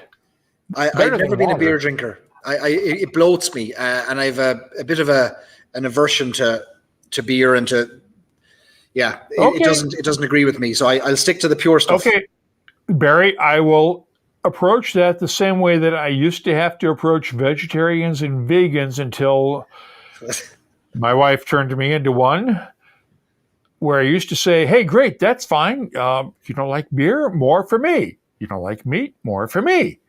Fair enough. Yeah. And now I am a reluctant vegetarian, damn near vegan. Is that right? Was that a family? Do you think your family pushed you in that direction? Oh, you could say that, yeah. After the kids moved out last fall, she who must be obeyed upstairs said, I'm not cooking meat anymore. No. So I have now learned 16 ways from tofu. Interesting. Although when we order out, I can order hamburgers and chicken sandwiches and all that fun stuff. And I have to admit, it's not that bad. I actually had tofu nachos last night. This has taken an awful turn. An awful turn. It did not kill me. It did not kill me, and I'm down 15 pounds. So I'm not complaining. I'll leave you to it. More meat for me, and chicken. Yeah, that's fair enough. And when I can get it, more meat for me. Yes, I take that same approach, but I take that approach with beer. If you don't like beer, hey, great, more for me. Yeah. And the same with folks who don't like whiskey. Of course, they're not watching tonight. They're not. We have people saying tofu nachos. Sounds like no-chos. Actually, by the time you taste it with all the salsa and the sour cream and the cheese and everything, you wouldn't know it was tofu. I'm going for one last drop of the story with you. One last pour, and then we're all heading our separate ways. Okay, Barry. But this was a lovely. Hey, I'm glad we did this. I have been waiting for this. I've been enjoying what you guys have been doing every week on Friday nights after we get done. And I really want to thank you for having me on tonight. Well, thank you, Mark. Obviously a big fan for a long time, and thank you so much for joining us. What a pleasure, and what a privilege for us. And I'm glad you have not really busted my chops too much for that Communicator of the Year award. Well, I'm glad you brought it up, because it's been bubbling up inside me. It's been festering. It's been waiting to come out. Hey, you want to see the trophy? I don't. No, I have no interest in it. Well, I'm kidding. I haven't taken it out of the box since it got here. I need to get mine. I've not got mine. I need to get. You don't get a trophy for second place. Go out of that. I got one for my Irish icon of whiskey communicator. You got a certificate for that one. No, you can get a trophy too. You can get a trophy. No, you can't. I got a certificate for my U.S. Communicator of the Year award. You must have got the wrong email. I got a link showing me for $70 small I can purchase a trophy. Yeah, they make you pay for your own damn trophy. Yeah, that's all right. It'll help with the street cred. But let me ask you this though: do you have a day named after you? Because there's a day in Columbus. And I'm gonna get the certificate now. The Shamrock Club of Columbus has a proclamation declaring a day. Columbus, Ohio. Let me get this certificate here in the cupboard.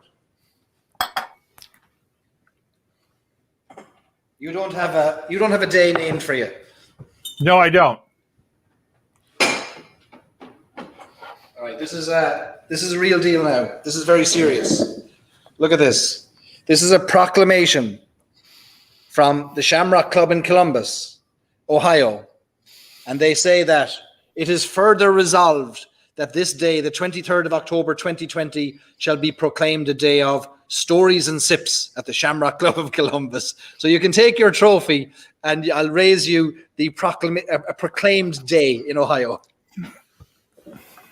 Here we go.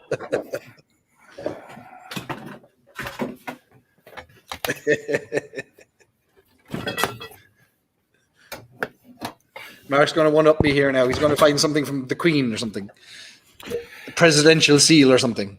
What have you got here the now? Governor of Kentucky. Oh, declaring me a Kentucky colonel. From Governor Steve Beshear, to all whom of these presents shall come greetings, know ye that Honorable Mark Gillespie is commissioned a Kentucky colonel. I hereby confer this honor with all the rights, privileges, and responsibilities. Whatever. But yeah. Right. Yeah. Okay. I mean, I'll defer to the colonel. I'll defer to a higher military rank than me.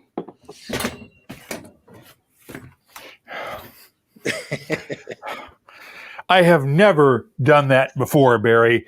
But yes, that and $2.95 will get me a cup of coffee at freaking Starbucks. Now, how about that? I still have to pay for my drinks at the Shamrock Club, but at least I've got a proclamation. True, yeah. Well, no, I kid about all of this, but it really was an honor to receive that award. And well, congratulations. Completely unexpected. And no, it is not unexpected. It was to me. But it's not to the rest of us. I didn't even know that I'd been nominated for the U.S. honor, to be honest with you. It came as a complete shock to me because after it was announced, somebody told me on YouTube, or on Facebook rather, hey, you got an Icons of Whiskey award. And I'm going, say what? And I'm going, and they go, yeah, You got an Icons of Whiskey Award? I'm going, no. And That's not the first time you've won that, though, is it? You've won that before, have you? no. That's your first time? That was the first time they've ever awarded it in the U.S. They only started that last year. How about that? In London. In the UK with Becky Paskin was the first winner. I didn't even know they awarded one. I thought it might have been Whiskey Ambassador, and I'm going, what? Yeah. No. Interesting. I had no clue. I had no idea that it had happened. It was a complete surprise. I got a mysterious email from Whiskey Magazine a week before it asking for a headshot. And I said, for what? And they said, we can't tell you, but we'll tell you in a week. And I didn't know anything about the awards. And then same thing, somebody messaged me and then said, actually, you should tune into this thing. It's a bit of fun anyway, isn't it? It's a bit of crack. Well, they asked me for a headshot and stuff because I knew that Maggie Kimbrell, who writes for the American edition of Whiskey Magazine, for American Whiskey Magazine, was doing a podcast thing. Yeah. So she had asked me for a headshot, and I didn't know at that time that I had been nominated. Nice. So I just sent it along. So that's what happened there. It was the same headshot I sent you. I mean, it's the same headshot I sent out to basically anybody, and Nurse Dave really needs to go to bed. He went home, did some chores, ordered dinner, ate. I was going to watch the replay. No, there is no replay. It just goes on and on and on. We stay forever. It never ends. One day rolls into the next. Tammy wants to know if there isn't a website you can print out those kernel things on your own. No.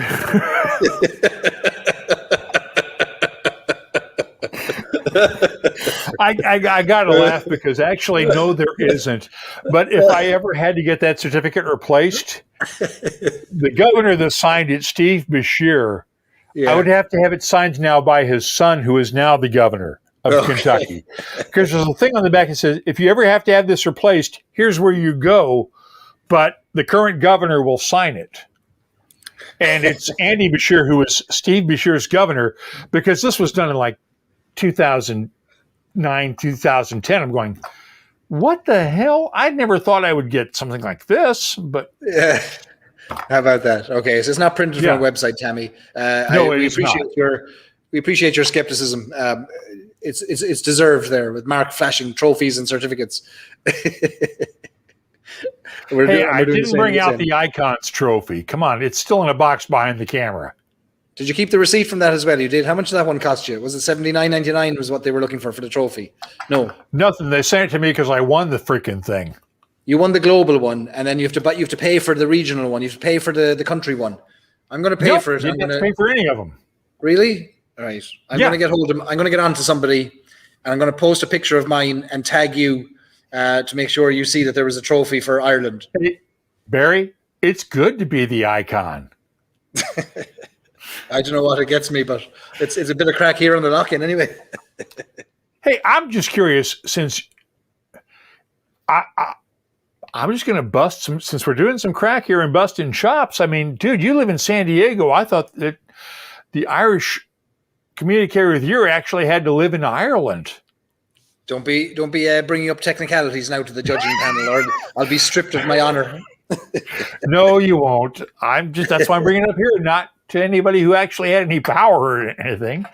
I think that I'm kidding, of course, Barry. No, my Stories and Sips server is in Ireland. My server is located in Ireland. Does that count? Mine is in Canada, for Christ's sake, so I should have been in the rest of the world category for the website. I'll take anything people will throw at me with pleasure and shake their hand and smile. Same here, Barry. I mean, yeah, I have won a number of awards over my career in journalism, and it's always welcome. It's always appreciated. Yeah, it's never expected. Right. But it is always an honor, and I thank those who nominated me. I had nothing to do with it, and I think it's very cool. And I congratulate you on being Irish Whiskey Communicator of the Year, because you've done a hell of a job, Barry. And you deserve a lot more credit than you've gotten for doing this. Well, slaunch it. I do it for the fun as well. I enjoy it. I love doing it. You might get a Grammy nomination for that rendition of the Indianapolis song. So there could be another nomination yet in your future. No, no way in hell. There's no such thing as a California Colonel. Brian Riley wondering, is there a California Colonel that I could maybe meet Mark's Colonel status? No, I doubt it. There may be some. A lot of states have this highest honor they can get. My father was named a Sagamore of the Wabash in Indiana, which is the highest honor that the governor can give for some of the work that he had done. So there is always sort of this honor that a governor can give in a specific state to various people who are connected for it. As Brian Redden points out, there is an Ohio Commodore. So there are always some of these awards that a governor can give, usually to those who are connected politically. Brian might help us with this. I only got mine because Bill Samuels Jr. at Maker's Mark leads the Kentucky Colonels and put a bunch of us in for a press trip on an honor like in 2008. Yeah. I'm going, I'm sorry, I haven't done enough to earn a Kentucky Colonelship yet. You'll take it, though. I'll take it. We'll have to lobby Brian. Because my college photography teacher, my college photojournalism teacher, was a Kentucky Colonel and had his certificate on the wall in his office at school. Oh, and I recognized that, and I'm going, that's cool. And I never thought I would have something like that. And so you got it. Yeah, kudos. Yeah. Kudos, and well done for that. And Jeff Adams says California has a Medal of Valor award that assumes someone has done something of valor. I won't be getting that for opening bottles, I can tell you that. No, that's not talking does not get you an Award of Valor award. Opening a dream cask that everybody else is flipping on auction sites, would that give you a Medal of Valor award maybe? I'd drink the dream cask instead of selling it. That's valor right there. That's valor. I'll give you that one. That's common sense. It's common sense. You enjoy whiskeys like that. Isn't that a lovely... You save your whiskeys like that. You do. And isn't that a lovely legacy for Billy Lighton, the dream casks? What Barry Crockett had the Middleton Very Rare. Now Billy Lighton has the dream casks. Yeah. Isn't that a lovely line to have? Yeah. Yeah, because, realistically, let's think about this. 20 years in the future, who knows? We may not have Billy. Yeah. Who knows what happens 20 years in the future? Maybe none of us will be around. But those whiskeys will live on. They will. And people are going to look at those bottles and go, Billy Layton, master blender. I want to find out more about him. That's right. And that's something that will live on. And hopefully there's some bottles left for people to taste and try, and they're not all gathering dust and on shelves somewhere. Yeah. Or in auction lots somewhere. That's right. Richard Agnew. Right. I love that comment, Richard. Billy. Right. I doorstepped Billy Lighton. He didn't know who I was. And I'd never met him one time. I'd never met him before, and I was determined to say hello to him in Dublin. And it was after Whiskey Live in Dublin back in 2018, I think. And I hadn't met him before, but I said, I've got to shake his hand. So we were it was the Westbury Hotel after the show, and I'd gone for a few drinks with a few friends, and we spotted the Irish Distillers table. And there was Billy Lighton and Ger Garland and everybody from Irish Distillers there. And I spotted Billy, and I said to the lads, I need to go over and say hello. And they said, would you leave him alone? He's just enjoying a drink. And his wife was sat beside him. And Wendy Lighton, she was sat beside him, and she got up to go to the toilet, and I spotted my opportunity. That poor woman. And I leapt over, jumped over people, took Wendy's seat, shook Billy's hand, and he looked like he was being robbed at gunpoint because I had jumped in there with such speed and ferocity. But it was one of the highlights of my whiskey journey, because within 15 minutes, he was calling the waitress over and saying, can we have a few redbreasts over here? And to drink a redbreast with Billy Lighton, was a very special moment, and one of those moments you never forget. Yeah. He does that with everybody, right? Stop. Don't be taken away from me. Have I shown couldn't you my resist. proclamation? Did you know that there's a day named after me in Columbus? No, that's amazing. It's typical Billy Layton. I have had the chance to hang out with Billy on a number of occasions, and he's just a sweetheart. He is one of the nicest guys the world could imagine. He is. And kind man. Very good man. Sláinte. Brian says he only does that with colonels. No, Billy, he does that with everybody. I saw him do it with people in Paris. They didn't even speak English. Kieran impressed. Yep, and Kieran, like shooting with Michael Jordan. No, shooting with Michael Jordan in this comparison will be tasting cask samples with Kevin O'Gorman. I'll be doing that in November. If the world opens up, I'm going over there and going to knock down the door of warehouse number 2. If they won't open it for me, I'm going to kick it in. You bastard. I want to go over there. We'll go over together. We'll do a simulcast. We'll do a live stream together. I'll pitch a live stream. I want to go because what I've wanted to do for the last few years, we've not been able to pull it off, is I want to go over when they fell the trees for the next Der Gweilach expression. Yeah, that's a good one. I mean, I want to be there when they cut those sumbitches down. I want to hear the saws and smell the sawdust as they cut those trees down for the next Der Gweilach.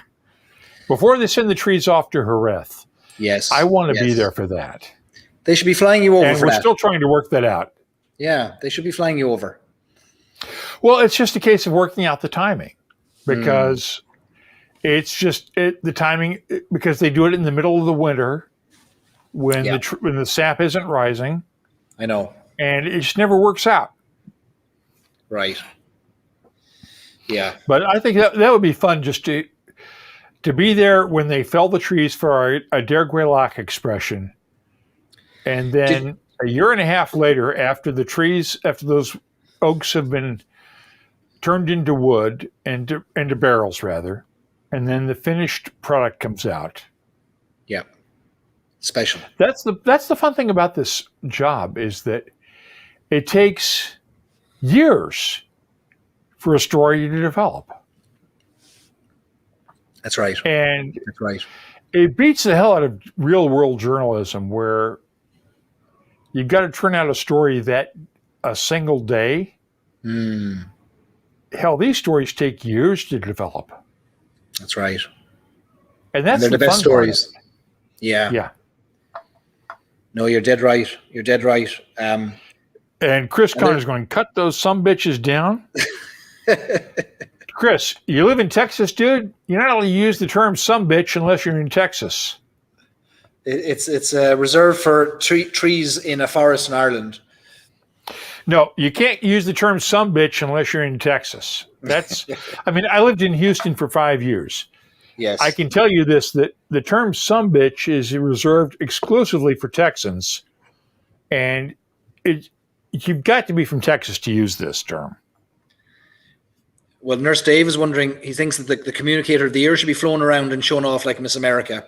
So it is a wonder that you haven't been. I look like crap at a crown and tiara, Dave. Well, listen, I feel like we have accomplished so much tonight. We never expected you to sing. We never expected to see, and we're the richer for it. We never expected to see a cat. We're the richer for that. I've almost polished off my bottle of the story, which is incredible. And I've learned a lot. Shit, I've still got half of mine. Oh, sure. You'll have to come back on to finish it. Oh, no. I'm going to hang on to this one for a while. I like I said earlier, you guys did good. It's a good I stand by my rating for this one. Well, we will keep you informed of future collaborations. I'm planning on doing a release a year if I can with different upcoming and innovative distilleries and brands and doing some interesting things for our community. So, screw that, Barry. Stick with Louise. She will not steer you wrong. We'll spread the love around. Louise would want me to do the same. We'll do more work with Louise too in the future. And thank you for sharing the story of Uncle Nearest, a remarkable story, and helping me taste and understand it. There's a great story there that needs to be more widely spread around. I agree. I agree. And I'm delighted we brought on an American whiskey on our Irish whiskey night. Quite the lock-in, says Paul. I'm going to need another bottle of Writer's Tears. After living in Fort Worth for 6 years, I second the some bitch sentiments. Thanks, Mark. Johnny McNally is saving 2 pours of the story for a special occasion. And Steve says, it's been a great one. It's been an absolute pleasure, Mark. It's been my joy, my pleasure to have this conversation and have the crack with you. And I think we need to get that tent and we need to plant it in the courtyard of the Middleton Distillery, and we'll do a simulcast, a double live stream out of there, just talking shite for an evening while you take pictures. And we'll camp out. You got it, Barry. How about that? What I have wanted to do for years, and if I could find the right sponsor to pull it off. You can't hear me. I have wanted to do. Are you on mute? Is he back? I'm not on mute. Maybe I can't hear it. What I have. This one. My mic may have died. Oh, there you are. No, you're back. Tis me. Tis not you. Tis me. There we are. We have you. I just want to check because I'm on a wireless microphone. No, you're good. Okay, can you hear me my battery already? has not died. Yeah, I can hear you. Okay, great. Can you hear me? Yeah, I can, yeah. No, yeah, I thought my battery might have died on the wireless microphone.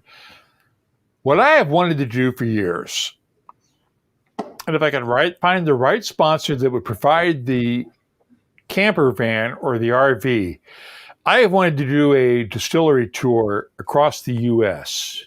Oh, yeah. In a caravan or an RV of some kind. And I'd love to do this in Ireland as well. And just go from distillery to distillery and do a webcast from the distilleries, or do a podcast from the distilleries.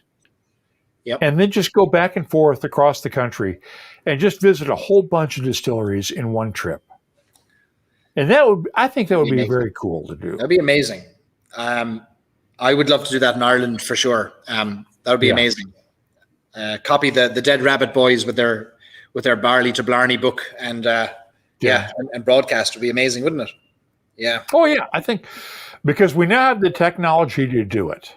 It wouldn't be that hard. No. And I think it would be a lot of fun, and I think people would enjoy it. Maybe the Board Bia, the Irish food and drinks organization, part of the Irish government, will support a trip.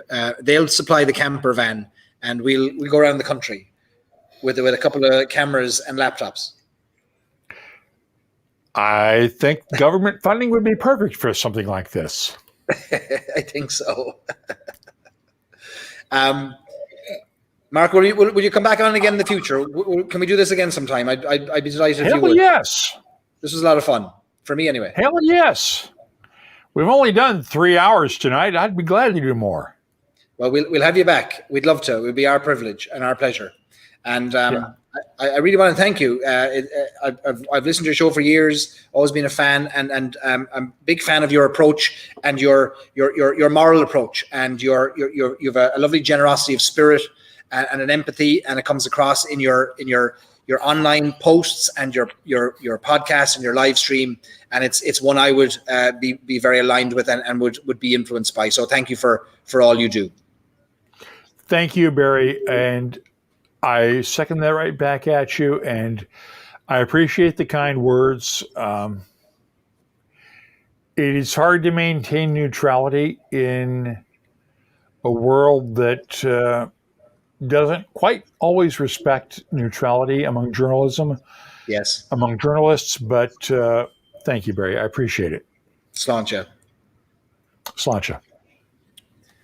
Folks, we've had a heck of a lock-in. Mark has sang, we drank whiskey, we drank more whiskey, we talked about whiskey, we drank whiskey, we talked about it. There was cats, there was dogs, there was whiskey bottles, there was dogs on whiskey bottles, and everything in between.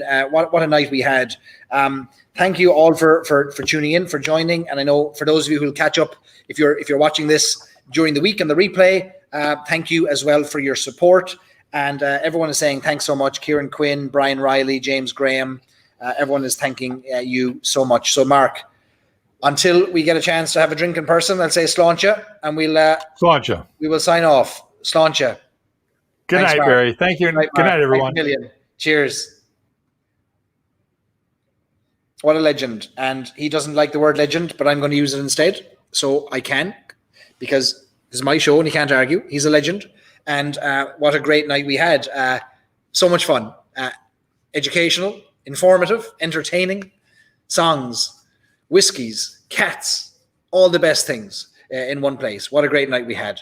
Thank you to all of you for staying tuned. Dave, JJ, Ed, Tammy, Greg, Brian, John, Scott, Chris, so many of you, Nurse Dave, and everybody else. You've been amazing, and thanks for your support, thanks for your questions, and thanks for the crack and the banter, and for making us laugh as well throughout the night, questioning everything from Colonel's printability of Colonel qualifications to the printability of proclaimed days in Columbus, Ohio. So really fun, really good night.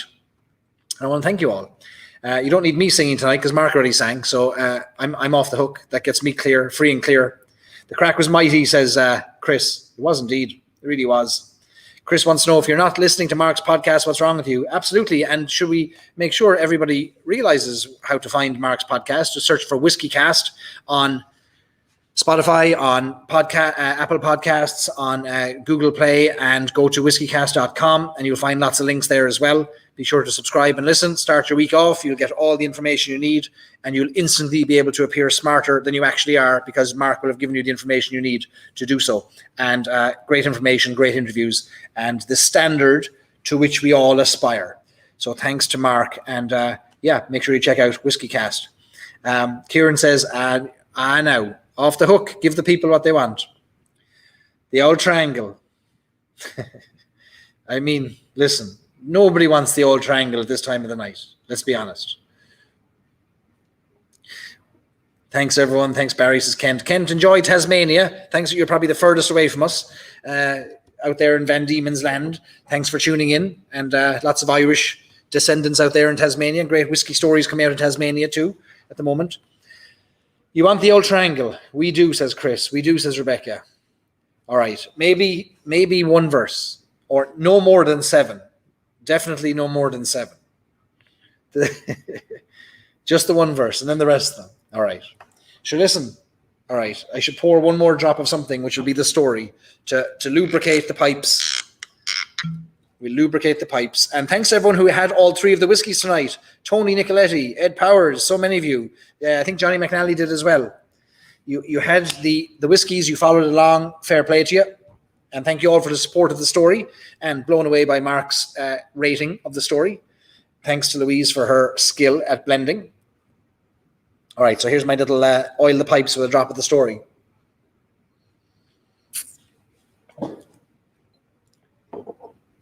All right, I'll throw in a new verse tonight. Oh, Nurse Dave says it's his first exposure to my singing. A lot on the line. There's really nothing on the line. Set yourself up for disappointment, and I will absolutely attain that qualification, I can assure you. All right, here we go.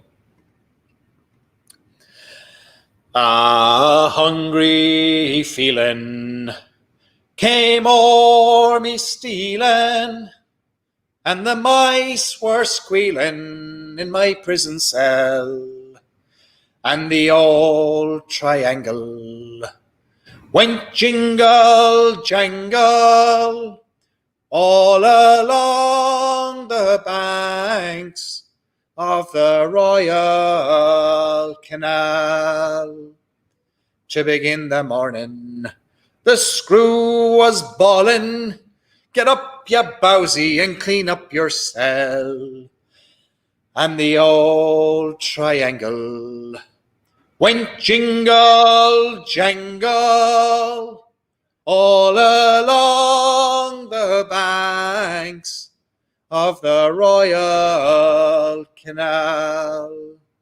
I wish to Jesus they'd raise my wages from 13 shillings up to £2.10. And the old triangle went jingle bloody jangle all along the banks of the Royal Canal. Last verse. Up in the female prison, there are 75 women. 'Tis among those women I wish I did dwell. Controversial. and the old triangle went jingle jangle all along the banks of the Royal Canal. And that old triangle went jingle jangle all along the banks of the Royal Canal. All along the banks of the Royal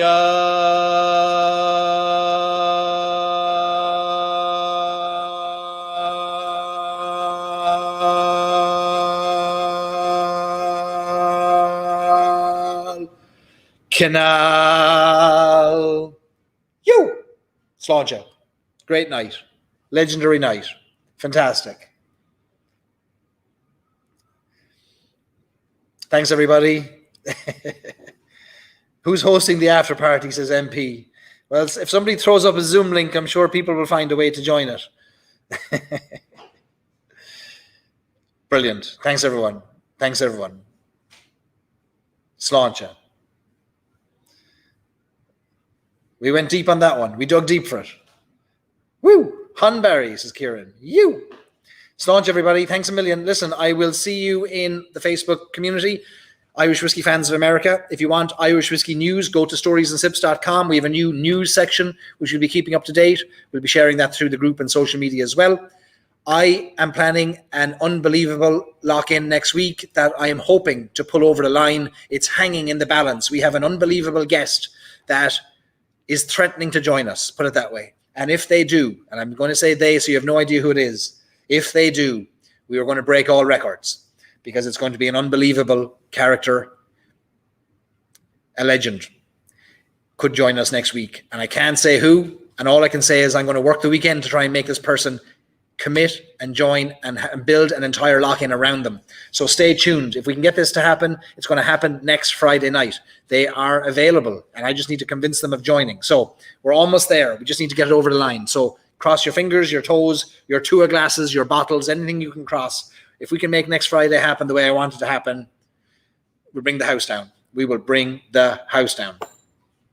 Sinead, listen, thank you, everybody. I've polished off my story almost, and I'm going to get my dinner. Cheers, everybody. Thanks to Mark Gillespie. Thanks to you. We'll see you soon.